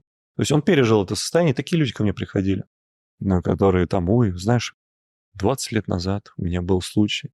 Я вот это вот все испытала. Я говорю, слушай, а сейчас-то ты что не в таком состоянии? А как это? Я говорю, ну вообще подразумевается, что в этом состоянии жить нужно. А ты его испытала, и теперь только помнишь об этом. Причем чем больше проходит времени, тем сильнее реальная память подменяется искаженной воображением, фантазией. И мы даже тоже игрались в эти игры. Я говорю, ну давай сейчас мы сделаем перепросмотр этого события. Это можно делать на уровне энергетики, когда ты из этого события забираешь свое сознание, там все очень детально проявляется. И да, человек соглашался, что он это помнил уже иначе. Хотя это событие имело место Да, и быть. смотри, ведь это же опять же таки ум придумывает какие-то... Да, человек То есть как засыпает, это он выглядело? погружает просто вот сон наяву, что называется, иллюзии наяву. Когда он искренне может о чем-то рассказывать, не осознавая, что это уже не соответствует действительности. Искренне ошибаться может. Вот. И чтобы не попадать в такие ситуации, надо не просто как-то вот додавить себя, да, там что-то вот превозмочь. Нужно потихонечку формировать себя так, чтобы никаких откатов уже не было. Поэтому те практики, те техники, которые я показываю, они вот сразу сходу нацелены на то, чтобы человек почувствовал энергетику. Когда ты чувствуешь свою энергетику, то ты видишь, ты осознаешь, ты реально это ощущаешь, что ты сейчас в данный момент делаешь. Ты или разгораешься, твои энергетические процессы усиливаются, или ты зажимаешься и засыпаешь, и скоро ты уже околеешь до состояния, просто окоченеешь до состояния трупа, если ты не остановишься. И вот если человек резко начинает тормозить себя, то даже могут возникать тормозящие его процессы, то есть которые тормозят его деградацию уже. И это часто какие-то болезни, какие-то неожиданные травмы, какие-то ситуации, где его надо просто выбить из вот этого резкого потухания. То есть реальность не дает человеку быстро потухнуть. Она его старается все-таки как-то немножко взбодрить. Но при этом, если человек ничего не делал для того, чтобы разгораться, реально суд бессильный. У меня почему-то возникла сейчас мысль про то, что мы же потухаем, вот как ты говоришь, Да. когда мы не идем по своему пути, правильно? Когда мы действуем не по сердцу. Ох, это прям еще один тонкий лед. Вот давай Можно его разберем. провалиться, да, под него. Опять-таки, если вам кто-то говорит, вот это правильный путь, вот это неправильный, бегите от такого человека. Ну, типа, это твое предназначение, а это не твое, ну, например. Сейчас очень популярна эта тема. Знаешь, Раздать вот- всем про предназначение. Вот знаешь, вот эта тема, она просто рушится, если ты вспомнишь свое детство и свои ценности там. Это очень много кто родился в Советском Союзе, я просто один из тех, кто родился в Советском Союзе, очень много мечтали там о космонавтике. Потом ты вырастаешь, там школа, институт, и такой, какая космонавтика, болтаться вот это непонятно где, с шансом там 1 на 50 человек. Но это же было навязано, это же было от ума, как сказали бы А сейчас чего, это просветленные. перестало быть ли от ума? Нет, ты искренне хотел там, не знаю, кто пожарником хотел быть, кто космонавтом, кто еще кем-то. Ты реально думал, что это твой путь. Ну, потому что тебе навязали это твои там друзья, родители и так далее. Это отдельный разговор. Пока давай разберемся с человеком. То есть он в чем-то убежден. Он считает, что это правильно. Он готов с этим согласиться. Проходит время, он понимает, что это какой-то бред. Потом он начинает выбирать институт. Он убежден, что это правильно, он убежден, что это ему нравится. Проходит 5 лет, он работает не по специальности. Что, получается, опять обманули? Негодяи. В институт ты сам выбираешь уже. Потом он выбирает отношения. И в большинстве случаев через какое-то время он убеждается, что нет, что-то это махнул сгоряча. У нас нет, вот реально его нет в этом мире пути, которые бы можно назвать истинным. Но у нас есть процесс, когда ты, пробуя одно, другое, третье, 10, 20, убеждаешься на своем собственном опыте, что нет не то, нет не это. Там нету чего-то такого, что ты ищешь на уровне вот чувств. И если человек продолжает с упорством идиота искать это во внешнем мире, он просто сталкивается с тем, что время вышло, ему пора помирать, а он так этого и не нашел. Если же человек каким-то образом все-таки наталкивается, натыкается, находит источник информации, который говорит, что все-таки надо в себя посмотреть, а не во внешний мир, то у него появляются шансы успеть поиграть во все, что ему хочется поиграть, и при этом удовлетворить вот эту внутреннюю потребность, что чего-то не хватает. Ему всегда хватает. Вот это путь по душе — это не то, что ты здесь получаешь в этом мире. Это то, что находится за пределами этого мира.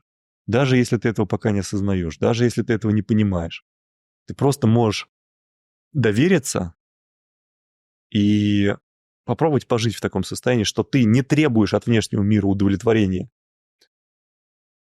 ощущения в сердце, а ощущение сердца ищешь не где-то и от кого-то, а из себя наружу, то есть в обратном направлении.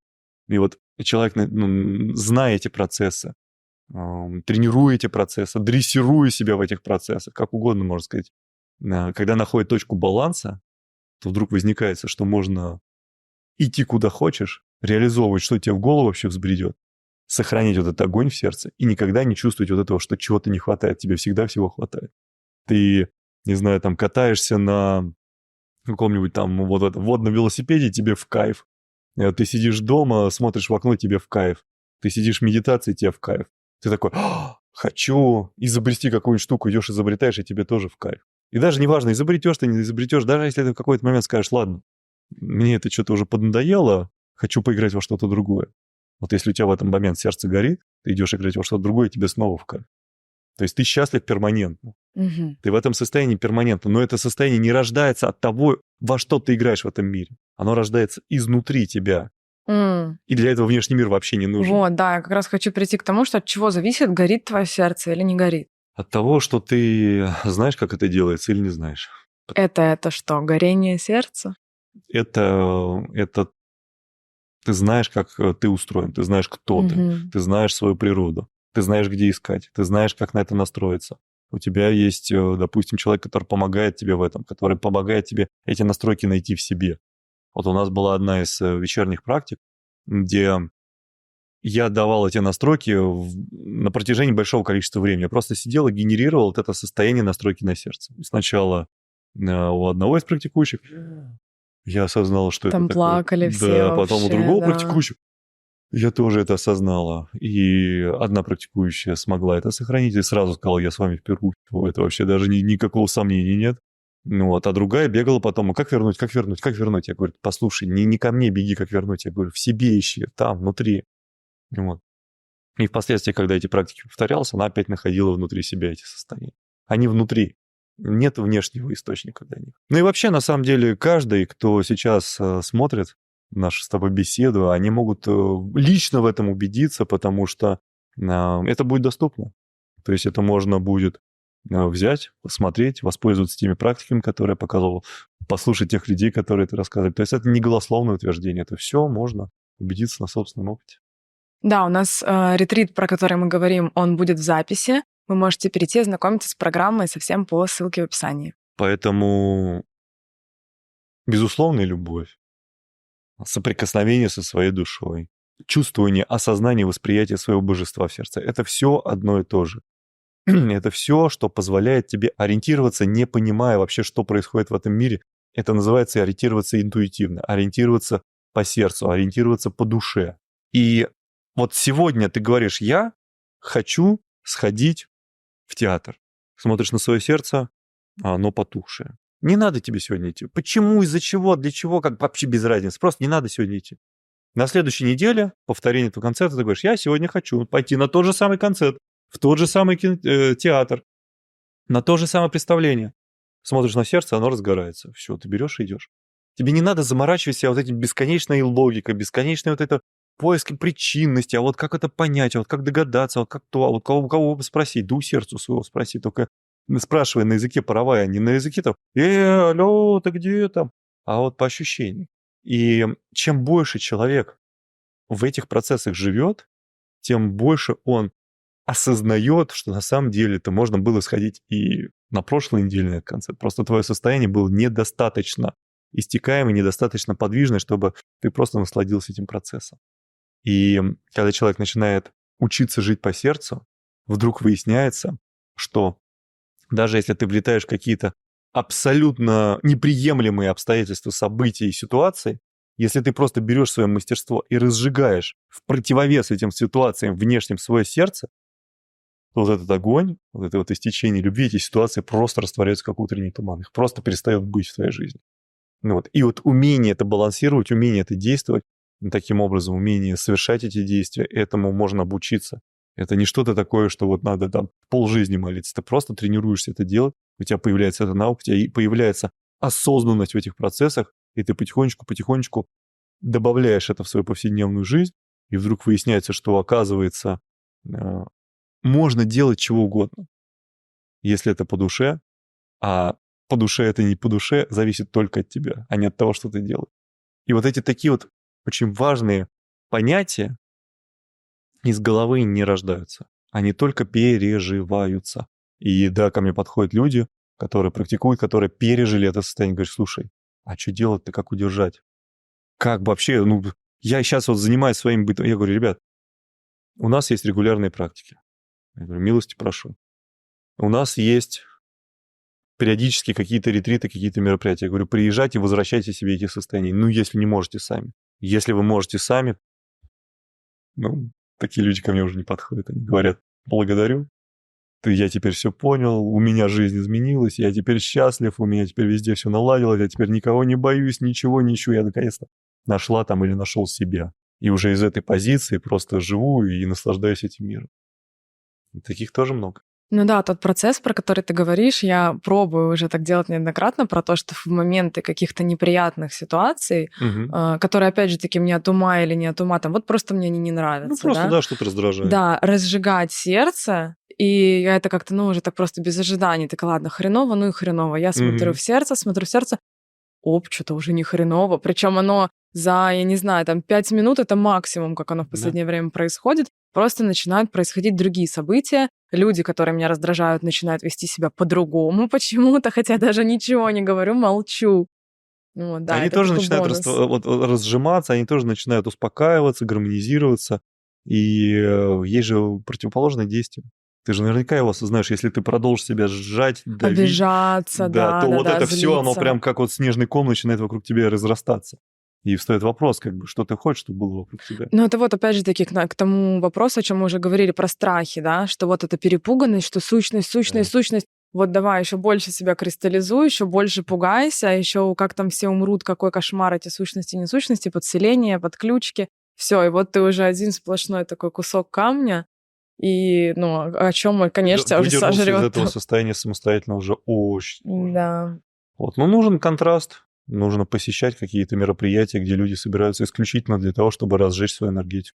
Исключительно для того, чтобы разжечь свои сердца. И вот этот вот контраст, который появляется, вот здесь мне хорошо, вот здесь мне плохо, и я туда не хочу. Ой, да, это удивительно, как у нас вот на ретрите я вспомнила, как кто-то говорил про то, что какая собралась группа, кто-то говорил, Диана, по-моему, какие вы все прекрасные, как я вас всех люблю, то есть насколько она ощутила контраст, да, между тем, как в быту, и между тем, как там, где собрались люди по резонансу. И это она сказала не в первый день. То есть нам Да, нужно было все равно чуть-чуть потренироваться. да. Еще денек-другой мы тренировались, мы входили в эти состояния.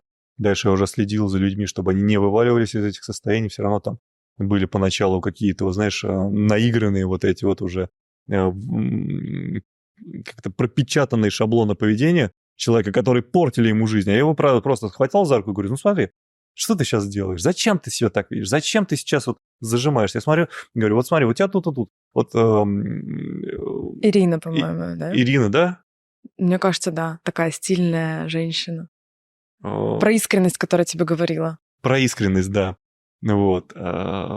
Тоже сидим, практикуем. Энергетика разгорается, все течет, все хорошо, все работает. Кристаллические структуры вот прям разжимаются, вот как будто тебя душила эта удавка. Все, нет удавки, все потекло, все хорошо. Сиди, кайфуй. И в конце практик, это, кстати, тоже можно все будет увидеть, то есть не только меня послушать. Да, все записи остались, вы можете их посмотреть. В конце практик я говорю, ну чего, кто что увидел?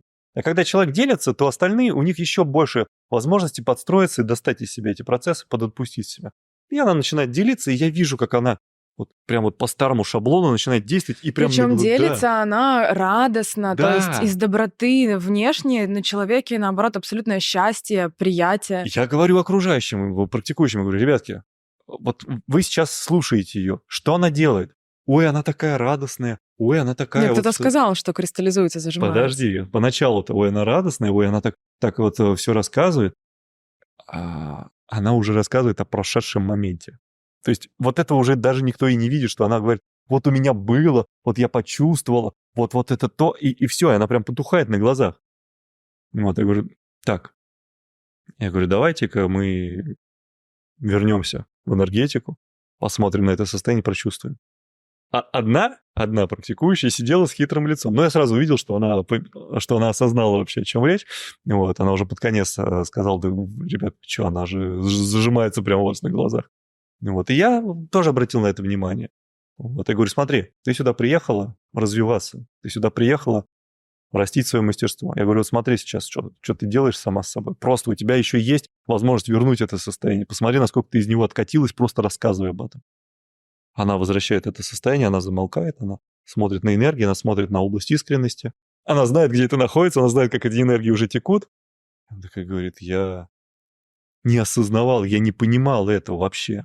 А теперь, говорит, я увидела, что да, вот эта вот игра в радость не соответствует действительности. Это просто была маска, это просто было вот это иллюзорное вот это вот действие, которое даже обманула других практикующих, не всех, но как часть какую-то обманула. Но умение видеть энергетику, умение ее воспринимать, меня уже не обманешь. И я ей показал это. И она это увидела, и она это осознала, и она сама себя уже не обманет. То есть теперь это ее опыт. Теперь это для нее возможность просто по-другому, в принципе, двигаться через эту реальность. И это приведет ее исключительно к счастливой дальнейшей жизни, которой она сможет наслаждаться, занимаясь вообще, чем она захочет. Нету никаких вот этих правильных и неправильных, там, истинных и неистинных, там, своих и не своих. Ну, глобальное такое. Ты можешь от любого действия получать удовольствие, от любого, если ты его делаешь с душой. Да, сначала есть какие-то действия, где ты не можешь это делать с душой.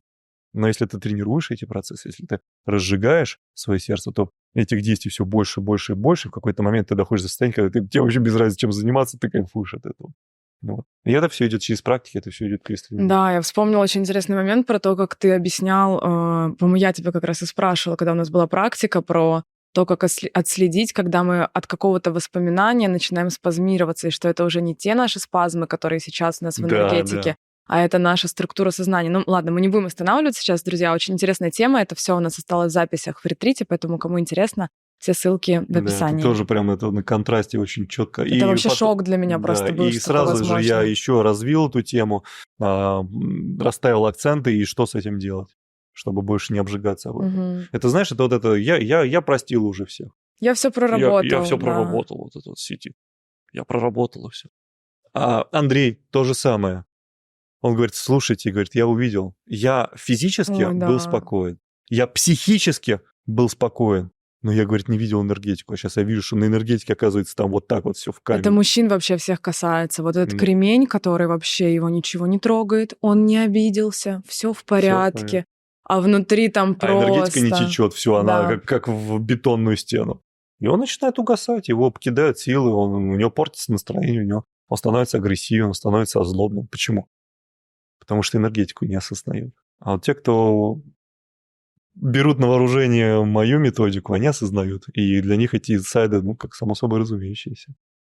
И все, и это уже их потом не обманешь, не отнимешь это у них, это уже их опыт, который позволит им прожить совершенно другого качества жизни.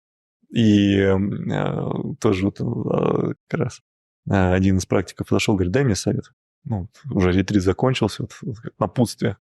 Я говорю, вот сейчас ты пережила вот эти все состояния, я говорю, запомнила их, ты знаешь, как их тренировать, ты знаешь, как их удерживать, ты получила эти инсайты, откровения. Я говорю, начни жизнь заново.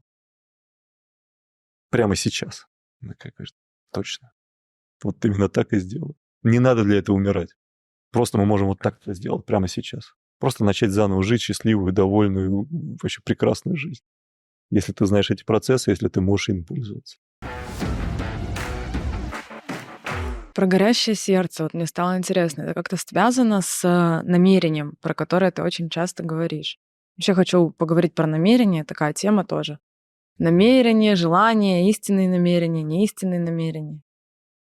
Но для меня намерение — это все-таки энергетический процесс, которому было выдано наиболее подходящее слово. Этот процесс, который находится внутри каждого человека. Природа этого процесса — это изначальный, в своем истинном состоянии, где нет форм, где нет каких-то кристаллизаций, где чистое сознание. И вот это чистое сознание проявлено в каждом. У этого чистого сознания есть всего лишь одно желание. И вопрос лишь в том, как долго мы будем в сонном состоянии его игнорировать. И сколько пройдет времени, прежде чем ты на него согласишься. Это очень глубокая тема. Это разговор не на 1 час. Да, и вот я хочу просто определить, чтобы было легче определить нашим зрителям, что есть истинное намерение, что есть неистинное намерение. Как вот различать, да, наши страсти, как ты их называешь. Я просто люблю их называть желаниями, да, или ты иногда говоришь прихоти. От намерения, потому что у тебя очень много что подвязано именно на намерение, в твоих видео ты рассказываешь. Да. И люди могут запутаться, потому что я видела, это происходило у нас на закрытом клубе практиков. Как вышли несколько человек и такие, так, я свое намерение понял, это построить дом или там купить машину. Продать землю. Да, продать землю, это у нас на ретрите было. Мне все понятно, давай, Антон, расскажи, как мне реализовать свое намерение продать дом, или что угодно. То есть вот у людей, хотя несмотря на то, что там они практики и так далее, все-таки есть вот эта путаница, и я хочу ее разграничить. Ты знаешь, никаких проблем нету реализовывать свои желания. Главное не терять огня в сердце. И этого будет более чем достаточно. Но если мы говорим про серьезный такой вот термин, как намерение в его изначальном смысле, то это достижение состояния изначального. Мы все его частички. Мы все он просто в разной степени суженного восприятия, в разной степени сна. И вот цепляясь за эту истинную свою внутреннюю природу, мы можем из этого сна выйти. И вот когда человек уделяет время удовлетворению своих прихотей, мне без разницы, как он это называет, лишь бы игрался он в это все с открытым сердцем. И когда он все-таки идет в практику, то вдруг выясняется, что ему здесь вообще ничего не надо делать. Вот вообще ничего. Это такое состояние, когда весь мир, все, что нас окружает, все, что мы назначаем как важное для нас, оно становится каким-то развлечением, забавой. И вообще этот термин намерение и эта энергетика, она позволяет вернуться в состояние изначального, то есть того самого, что было первопричиной всего. Вот через него. Давай я попробую перевести это на более простой язык, как я это понимаю. Ты, если что, поправь меня. То есть вот это намерение, о котором ты постоянно говоришь, которое проходит внутри нас, в нашей энергетике, это и есть изначальный. Да, это каждый из нас Махадев. Вот, да, но все там желания души, как кто-то это называет, там, опять же таки, предназначение, вот все желания, которые у нас здесь рождаются, которые, как ты говоришь, тоже нужно удовлетворять, это никак не относится к изначальному. Но это не нужно отрицать, правильно я понимаю? Это очень такой, это танец. Это танец, где нужно умудриться ни себе ноги не поломать, ни партнеру оттоптать. Это танец, где ты играешь изначальным, который сузил свое восприятие, и ты играешь дальше и все сильнее и сильнее его сужая, и потом оказывается, что на этом твоя игра закончена, game over. Или же ты возвращаешься в это состояние Творца, но ты это делаешь с наслаждением. Ты это делаешь, не отказываясь от игр, в которые ты хочешь играть. Ты, реализуя свои страсти, становишься все более свободен от этого мира. Ты, удовлетворяя свои потребности, все больше и больше сможешь смотреть за них, что там за горизонтом. И когда человек, это очевидная вещь, когда человек проживает свою жизнь, постоянно откладывая на завтра, на послезавтра, то в нем начинает накапливаться очень сильный стресс, потому что он в зеркале видит, вокруг себя видит, что ты дряхлеешь, у тебя все меньше и меньше сил, а ты все продолжаешь ждать, что ты просто осознаешь, что не будет никакого вот этого завтра, который ты ждешь. Этого не произойдет.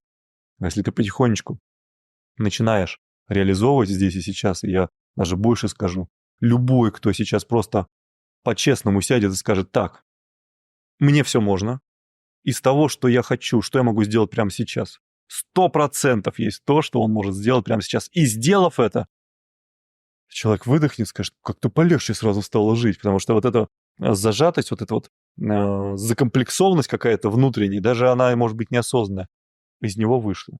И вот когда мы и то удовлетворили, и это удовлетворили, и здесь получили, и там получили, и плюс у нас есть еще те знания, которые позволяют это быстро все делать, которые позволяют за одну жизнь прожить там 5-10 всевозможных сценариев, которые не подразумевают вообще одинаковое на проживание за одну жизнь.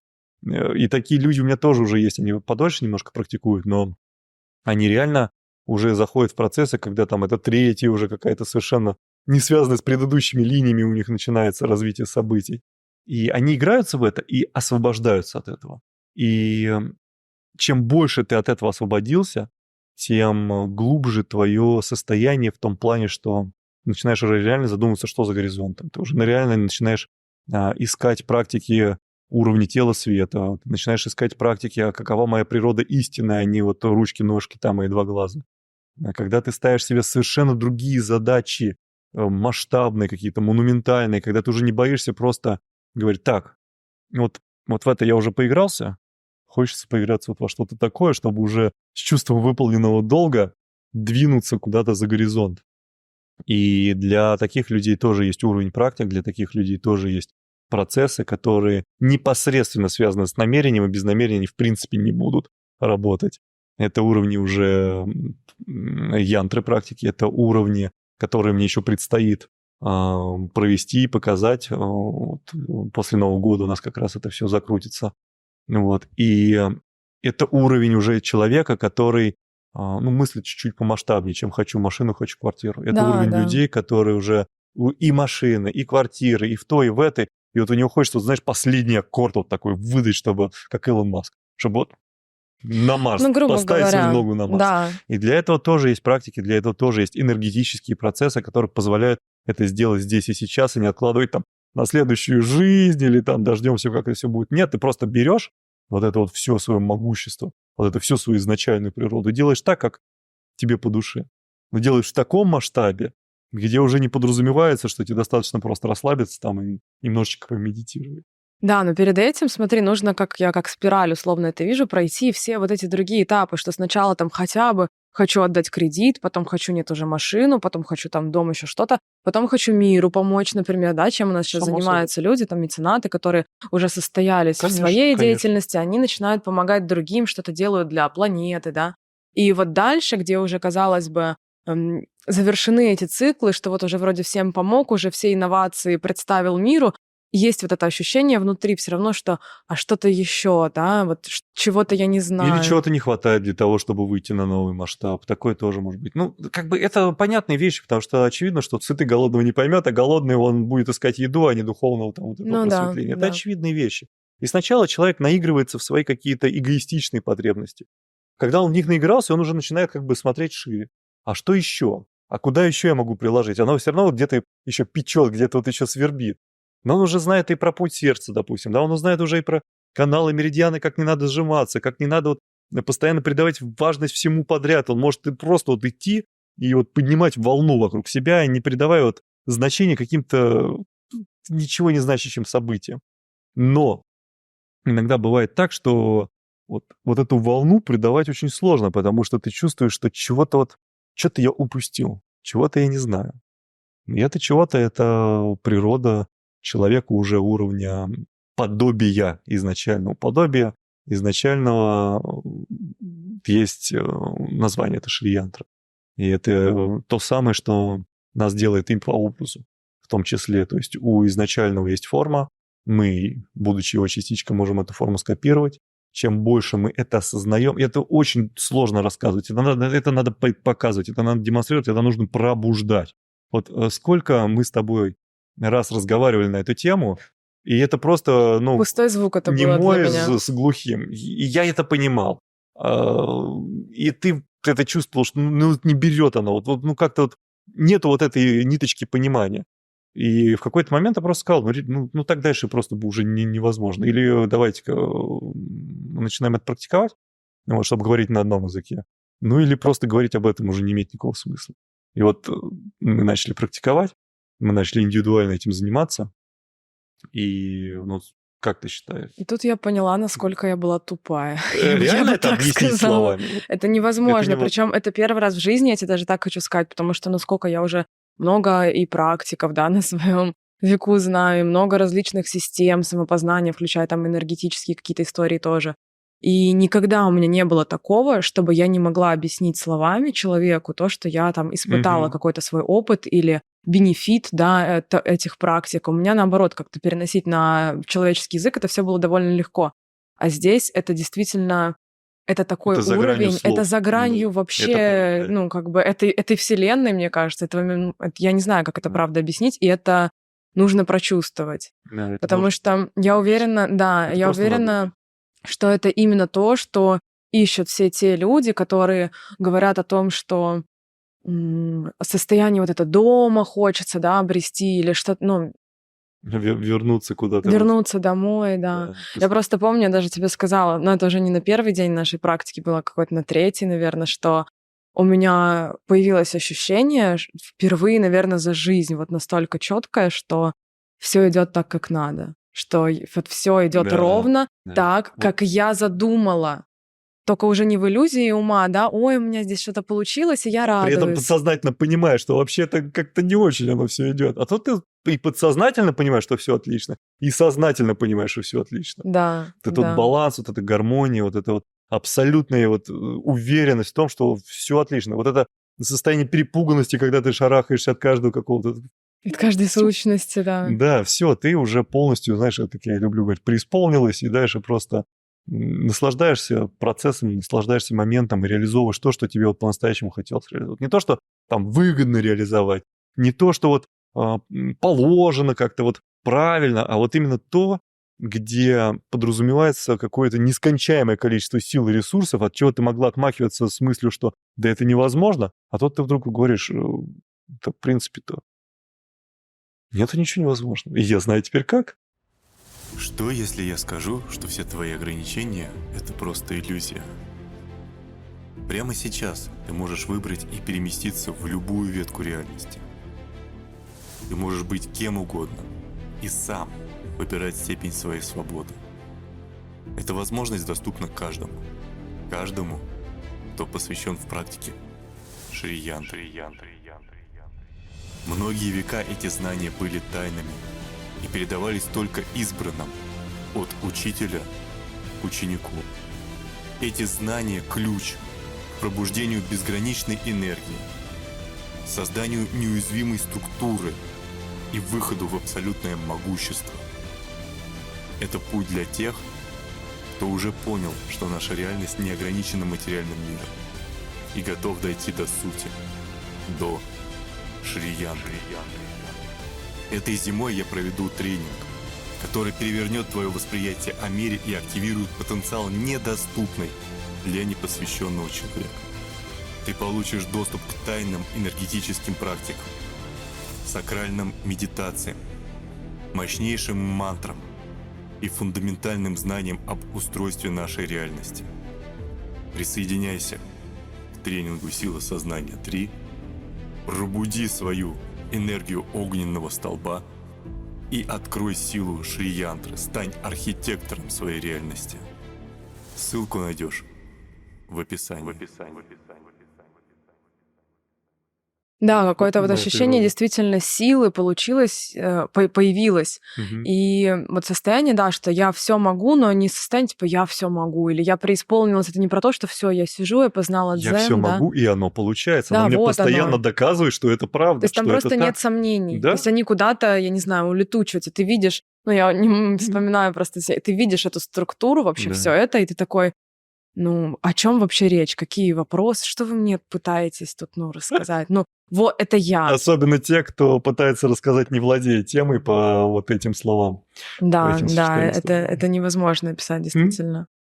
Да, и вот как раз следующие наши мероприятия, которые планируются, они будут связаны, это первый этап пробуждения этой структуры. И потом, еще спустя какое-то время, уже будет непосредственная передача, потому что, опять-таки, с двух ног в эту практику не запрыгнешь. И мы тоже, ну, уже довольно давно знаем друг друга, и вот только в моменте вот этого ретрита удалось разогнать сознание до такого уровня, что я сказал: ребята, если хотите, сейчас мы можем это сделать. Причем даже забавно было такие. Я помню наш разговор, там вот, там приезжай там во Вьетнам к нам, покажи, приезжай там туда, приезжай сюда. Я смотрю, думаю, так вы и сейчас можете, в принципе, уже все, дозрели, уже разогнались. И все произошло, все прошло как положено. Но если вот представь, допустим, вот в первый день нашего знакомства я бы тебя посадил и сказал: давай, приступай. О, боже, наше первое интервью просто, это можно что-то с чем-то вообще, да. Ну, это опять-таки не помешало наступить этому дню, вот сегодняшнему интервью. Причем в моменте, ну, в разрезе жизни прошло просто, ну, грош. Там полгода даже не прошло, мне кажется, с этого момента. Это, ну, это Ну, очень... вы мне доверились? Доверились. Я сделал свою работу, сделал. Все, сидим довольные. Я доволен, что у меня в очередной раз получилось. Ты довольна, что теперь тебя уже не обманешь и не напугаешь. И ты можешь наконец-то реализовывать любые абсолютно по сложности задачи. Вообще вот какие только хочешь. И не иссякать, это тебя не истощит, это тебя не переломит.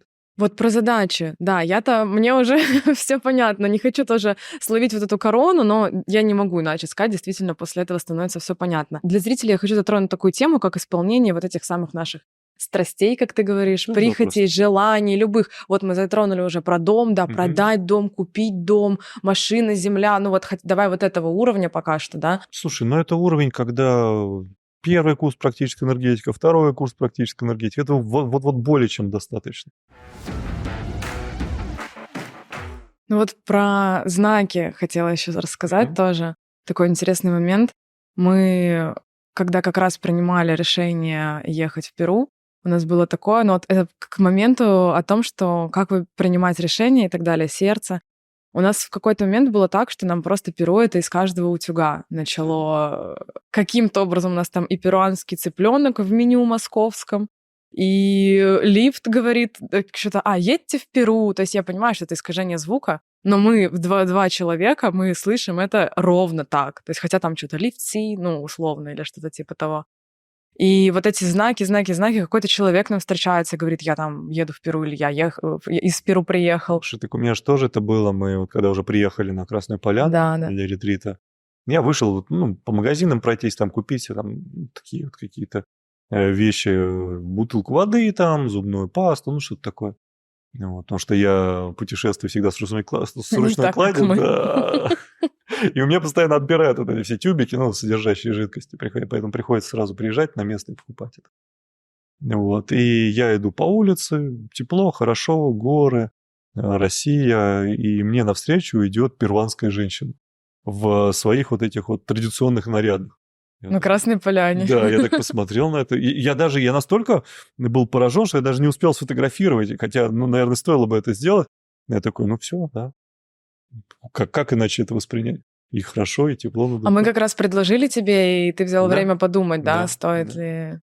ли... То есть вы мне предложили вариант сделать эти практики там. Я как раз пока еще сомневался, искал какие-то разные грани этого процесса.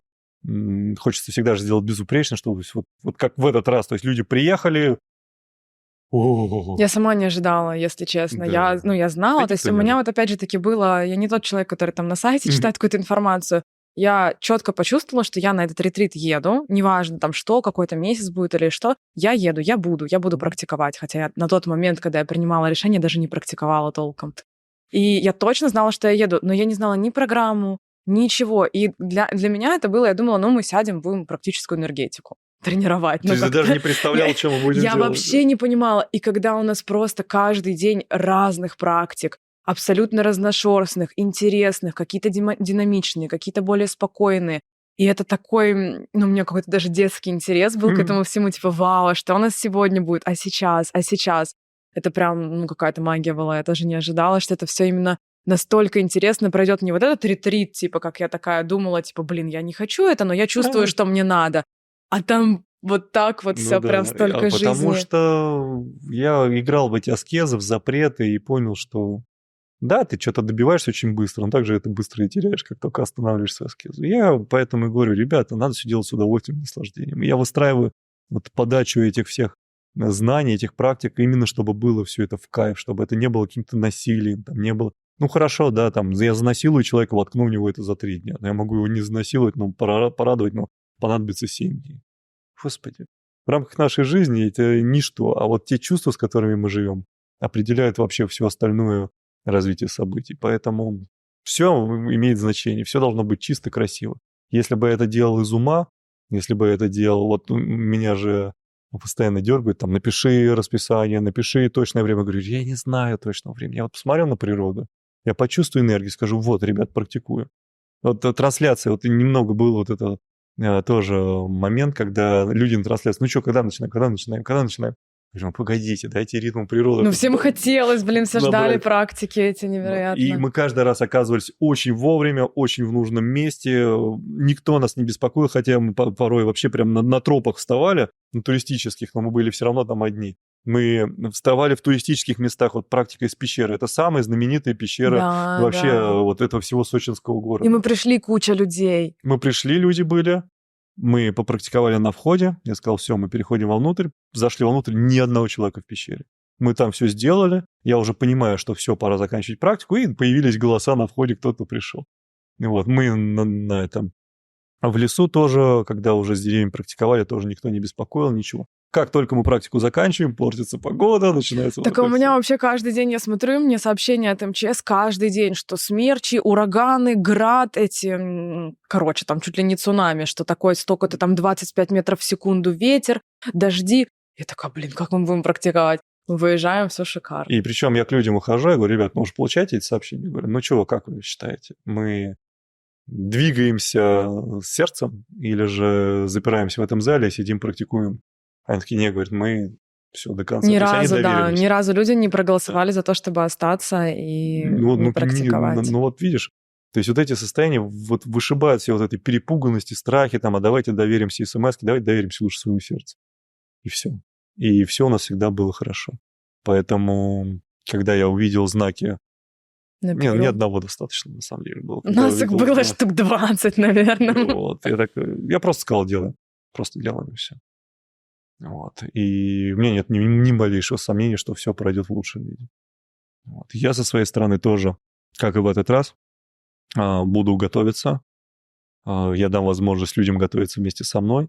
Мы тоже назначим какое-то количество дополнительных занятий в закрытом клубе, как у нас было и в этот раз. Да, прям интенсивно так было. Да. И будем делать.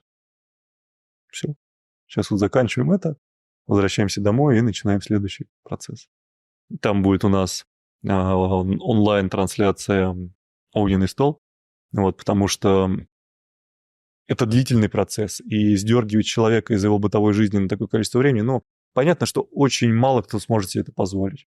Поэтому мы изначально приняли решение, что вот эта длинная практика по передаче этих знаний, как в это состояние войти, как это состояние тренировать, мы будем вести в онлайне. Вот. При этом, если кто-то все-таки сможет это присутствовать лично, пожалуйста, приезжайте присутствовать. Да, то есть мы будем вести трансляцию из Перу. Мы приедем туда заранее. Сначала сами акклиматизируемся, почувствуем эти энергии, расположимся. И будет возможность присоединиться к практикам именно онлайн. Кто захочет, пишите Мы рассмотрим варианты, чтобы это Да. было и оффлайн, но в целом это будет передаваться онлайн. Да, то есть у нас основной упор сделать это онлайн. С возможностью, в принципе, зайти к нам в гости на съемки. Вот. Далее мы будем делать пробуждение янтры онлайн для тех, кто по каким-то причинностям не может приехать в Перу, но может себе это позволить.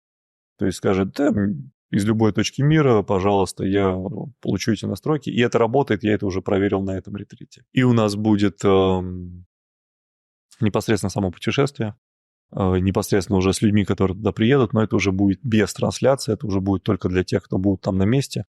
Ну вот, и мы будем пробуждать 9 чакр, пхупуров, уровней, как угодно это можно назвать. Этой конструкции. Шри-янтры, да. Вот, чтобы впоследствии, после, и это уже следующим этапом, вторым, я эту практику передал полностью. Тем, кто почувствует эту готовность.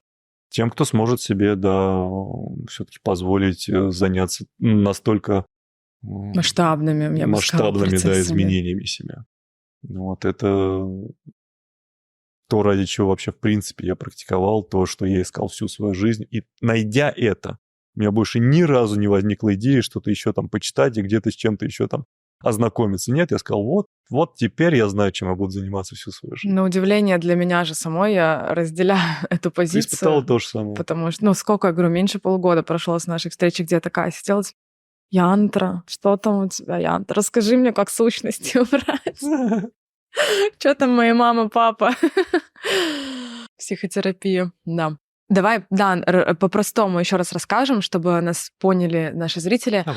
Из Перу, конкретно из нашего путешествия, где мы будем находиться с нашей группой, участниками, которые приедут в офлайн. Ни записей, ни трансляций, ничего не будет. Это будет очень камерный, интимный, я бы даже сказала, потому процесс. Что камера все равно она отвлекает. Я вот как раз увидел это.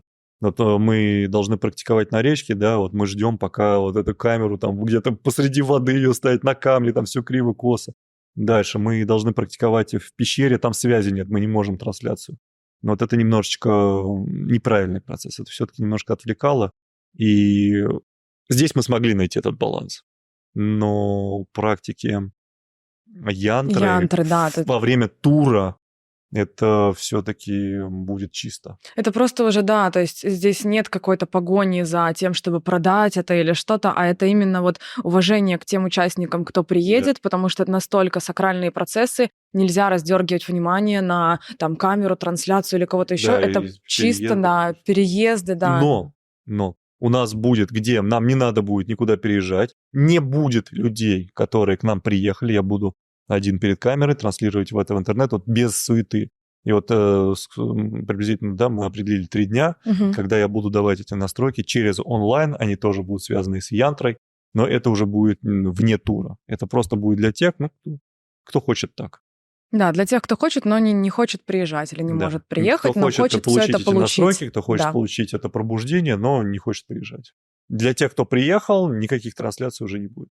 Всё. Да, а перед этим, перед нашим путешествием и еще и перед вот этими 3 днями, которые будут посвящены тем, кто хочет получить эти настройки в онлайне, до этого будут достаточно длительные практики огненного столба, которые уже будут онлайн. Да, которые будут преимущественно онлайн, тоже это будет без перепрыгивания с места на место, мы организуем пространство, мы подберем место, оттуда я буду эти настройки без всякой лишней суеты и дерготни передавать.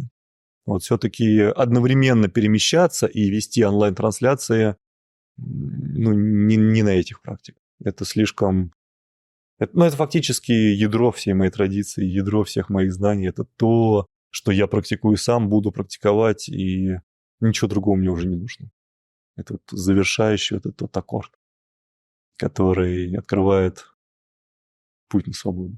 Практики огненного столба, даже тренинг, это полноценный и курс, и тренинг, они будут проходить на протяжении 2 недель, 2 правильно? 2 недель каждый день, и нужно к этому относиться достаточно осознанно, то есть я дам рекомендации, мы будем выходить вечером по московскому времени 8:30. Мы выбрали очень удобное время, специально подбирали. То есть это наиболее такой оптимальный вариант, чтобы все люди могли себе позволить лично присутствовать на этой трансляции, не в записи ее смотреть там. Ну и запись, конечно же, тоже будет. Запись тут будет, но все равно ценнее вот прям в прямой трансляции, чтобы мы могли поговорить, чтобы я мог поотвечать на вопросы. И вот каждый день в 8:30 вечера на протяжении 2 недель без перерывов мы будем это делать. Я буду это показывать, мы будем это осваивать. И я буду разговаривать, естественно, с людьми, отвечать на их вопросы, и аккуратненько мы это все завершим за 2 недели. Вот. Практика янтры потом будет через небольшой промежуток времени, по-моему, через пару дней где-то, да? Для желающих. Для желающих. За 3 дня там уже мы будем поплотнее работать, 2 раза в день будем выходить. В принципе, все это будет в описании, можно будет ознакомиться. Вот. И дальше начинается тур, где мы выключаем уже трансляции, выключаем камеры, и я работаю непосредственно с теми, кто туда приехал. Да. Практики огненного столба, как мы уже говорили сейчас, да, на протяжении интервью, это как следующий уровень после тех, кто уже прошел практическую энергетику, запредельную скорость, и это дает... Вот что это дает? Мощь. Скажи, мощь, да? То есть Мощь. вот Это это та самая дает защита. неуязвимость, это дает недосягаемость для всех вот этих вот пугающих разных процессов, которые всех шарахаются, они просто не могут до тебя дойти. Это ты находишься в состоянии, когда ты двигаешься, останавливаешься, перемещаешься, и совершенно тебя не беспокоит, пора бояться или не пора бояться, нападут на меня или не нападут. Да не нападут, потому что никому ты не нужен в таком состоянии. Об тебя только травмироваться можно, и все. Огненность энергетики твоей не позволяет уже этим процессам происходить, правильно? Да, то есть ты стабилизируешь вот это огненное состояние, ты стабилизируешь его посредством тех техник, которые я буду показывать. Там, в принципе, ничего сверхъестественного нет. Просто надо последовательно, грамотно это все сделать. Сделать с полной самоотдачей, по-честному и стараться не сорваться все-таки. Ну, условно, там, не знаю, проклинает тебя кто-то, твоя огненность это не Оно впускает. не дойдет до тебя. Оно, как сказать, расплавляется. Да. Это как вот, знаешь, в фантастических фильмах энергетические вот эти плазменные щиты. Там тебя стреляют, а пуля, она не может до тебя долететь, она просто сгорает об этот щит. Но здесь то же самое. Ну, Только или то это же не щит, самое. это огромная такая структура, как огненный столб. Да, или захотел ты что-то, да, какое-то, опять же таки, желание, ты эту огненность направляешь туда, она, Ты естественно... просто в этой огненности идешь и ее реализуешь. Ну да. Она вокруг тебя всегда. Ты просто с этой огненностью перемещаешься туда, и вдруг чиновники тебя начинают слышать, и ноги об тебя никто не рискует вытирать. Ты в таком состоянии. Вот знаешь, это всегда заметно. Вот есть человек, который заходит и говорит, так, мне надо так и так. И все такие, да-да-да, конечно, сейчас. Да. Он не ругается, он не психует, на нем там, я не знаю, шрамов нету на всем лице, он безоружный. Он просто говорит, что надо так и так. И все происходит. Абсолютно спокойно. Заходит другой человек, говорит, мне надо так и так, а на него вообще никто не реагирует, как будто его и не существует. Он начинает там что-то дергаться, суетиться, скандалить, психовать, и в итоге все равно не получает того, чего ему нужно. И вот эта вот мощь, вот эта вот твоя внутренняя воспринимается как опасность какая-то, причем абсолютно нелогичная и необоснованная мозгом. Тебя просто воспринимают как, с этим лучше не спорить. Почему, из-за чего непонятно, но он какой-то серьезный, видимо, человек. И вот эта вот огненность она дает, потому что все люди ее подсознательно видят энергетику, все ее чувствуют. 100%. Вот. И когда ты в этом состоянии, ты просто спокойно, вежливо, без каких-либо надрывов говоришь, что тебе надо, и это да, хорошо. И никто даже тебя на эмоции не выводит, потому что с таким связываться не будут. Вот это дает огненность. И при этом у тебя всегда есть сила, у тебя всегда есть работоспособность, у тебя всегда есть возможность концентрировать внимание, у тебя всегда есть возможность сделать 50 заданий вместо одного, которое тебя выжимало просто-напрочь. Ты делаешь их столько, пока ты не скажешь, я не хочу больше делать. А потом скажешь, я хочу бы это опять поделать, и опять делаешь. То есть у тебя нету этого иссякаемого параметра. У тебя нету вот этой ресурсности, которая может закончиться. Это как бесконечность, ты огненный столб. Бесконечная энергоемкость, да, такая? Да. Единственное, что я тоже должен об этом сказать, из этого состояния можно вывалиться. Но опять-таки у людей будут практики, у людей будут записи этого, и они его смогут вернуть. Я им уже для этого не нужен. Вот. То есть, если они разово это освоят, все, это останется с ними уже на всю жизнь. Но если они заленятся это возвращать самостоятельно, всегда можно зайти в закрытый клуб, где мы постоянно, регулярно практикуем, что бы ни происходило. Просто как тренировка, просто как фитнес, которым тоже человек может заниматься всю свою жизнь и чувствовать себя очень хорошо. Такой энергетический фитнес на регулярной основе. Вот. Теперь, что касается людей, которые вот только сейчас вообще, в принципе, узнали об этом и озадачились. Если сделать все по-честному, все мои рекомендации выполнить, есть возможность достигнуть этого состояния. Даже сейчас в срочном порядке, не пытаясь практиковать все подряд, что я показывал. Я уже Ты очень имеешь в много виду, что показал. даже самый начинающий, кто еще не практиковал, возможно, другие твои Не курсы? совсем так. Наша реальность выстроена таким образом, что человек, который не способен этого сделать, он не способен даже на это записаться, он не способен это найти в интернете. То есть он не сможет нащупать наши этот разговор и нашу беседу в интернете. Никак. А если и нащупает, то он так, скорее всего, скажет, да, не, То есть он сам себя убедит в том, что не надо туда ходить. Человек, который увидит это, человек, который послушает и задумается, слушай, было бы неплохо, он, в принципе, может это сделать. Иначе бы он не соприкоснулся с этим. Резонанс, опять же таки. Он сможет это делать, но ему придется это делать высококачественно, безупречно. То есть выполнить те рекомендации, которые говорят, там ничего сверхъестественного нет. Правильное питание, спокойное состояние, регулярное посещение. И то, что я буду показывать на трансляции. Повторение за мной. То есть даже для новичков, которые смогли найти нас на просторах этого мироздания, в принципе, есть возможность это все реализовать. Потому что я буду аккуратненько, постепенно подводить в эти огненные состояния. Даже те, кто, в принципе, тренировался, все сделал, потерял какую-то там часть своих состояний, что-то там не хочет, там был занят, и такой, самое время опять провести практики. Мы будем аккуратненько входить, то есть не с двух ног впрыгивать в это все. Поэтому 2 недели, поэтому каждый день. И поэтому в наиболее подходящее время для большинства людей. 8:30 по московскому времени. Будем делать. Люди, которые с нами поедут, в их стоимость входит практики огненного столба, чтобы они тоже могли с любого своего уровня войти в процесс, подготовиться, посетить эти тренинги, разогнать свою энергетику, раскрыть себе экстрасенсорику, получить возможность воспринимать эти процессы, получить возможность иметь силу для того, чтобы с этими процессами взаимодействовать. И уже после этого или приехать к нам непосредственно на время проведения этого тура, или же даже они могут приехать заранее, если могут это сделать, и просто принимать участие в наших трансляциях, находиться рядом. Естественно, это даст им намного больше возможностей быть полностью готовыми к этому пробуждению структуры под названием Шри-янтра.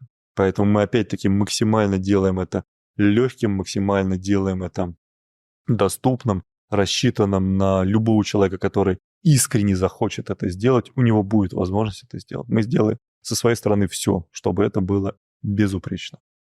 Расскажи про то, что ты планируешь делать в путешествии с нашими участниками, потому что мы уже были в Перу, но мы были без тебя. И даже без тебя это было просто потрясающее путешествие, я не буду врать.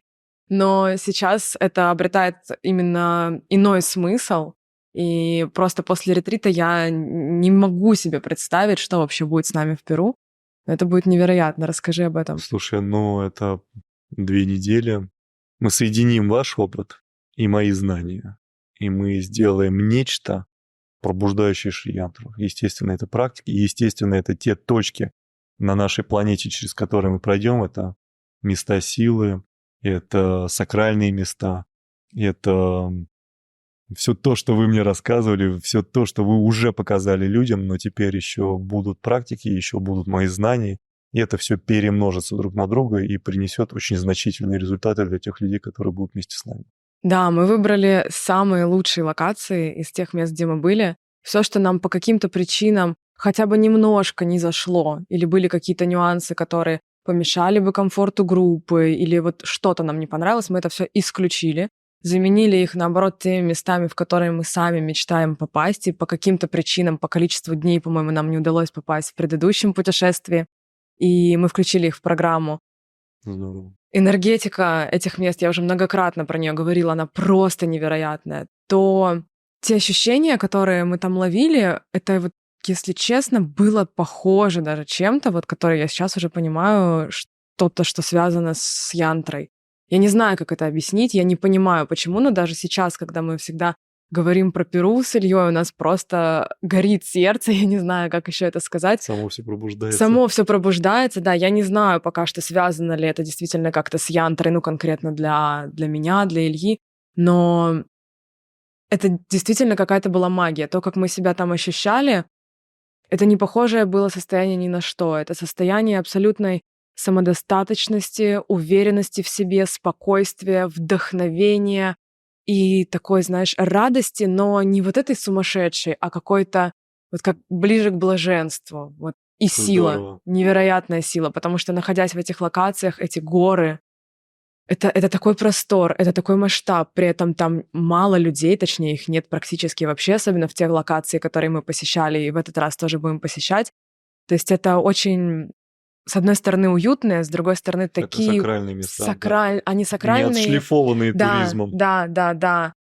И такой простор, тебя вся земля, вот это место, она поддерживает, и ты реально ощущаешь себя там богом. Я не знаю, как это сказать, даже без шри-янтры. А совместив это все вместе, Да, я помню, ты рассказывал об этом, я тоже тогда, может быть, вот в этой локации это сделать следующие мои практики. Ну, хорошо, как вариант оставлю, но когда уже пошел знак такой конкретный, очевидно, я уже сказал, да, делаем, объединяемся, все у нас получится. и причем настолько туда у всех уже теперь, не только у меня с Ильей, у тебя тоже горит сердце, что мы уже даже выбираем время, а что там заранее приехать, да, еще вот эти трансляции оттуда провести, чтобы, то есть даже на расстоянии считывается энергетика этих мест так, что хочется людям тоже дать ощутить это. То есть чтобы люди прикоснулись, даже те, у кого совсем не будет возможности к нам приехать в Перу вместе с нами, чтобы они потрогали как-то, да, все эти будет энергии. транслироваться, мы опять-таки это уже обкатали, посмотрели, как это все работает, все отлично Да, работает. я тоже удивлена, но передается все онлайн вообще И опять-таки восхитительно. это не голословные слова, вы можете ознакомиться с нашим ретритом и все услышать своими собственными ушами от тех людей, которые приняли это и онлайн-участие, и реальное участие. Все открыто, все. Да, что онлайн ребята просто на все вопросы мы их отвечали. У нас были отдельные блоки для того, чтобы отвечать на вопросы людей. Также и сейчас в огненном столбе в тренинге все это также будет. Да. И те восторженные отзывы, что у нас были, что с офлайн участников, что с онлайна. Да. До сих пор они, кстати, пишут.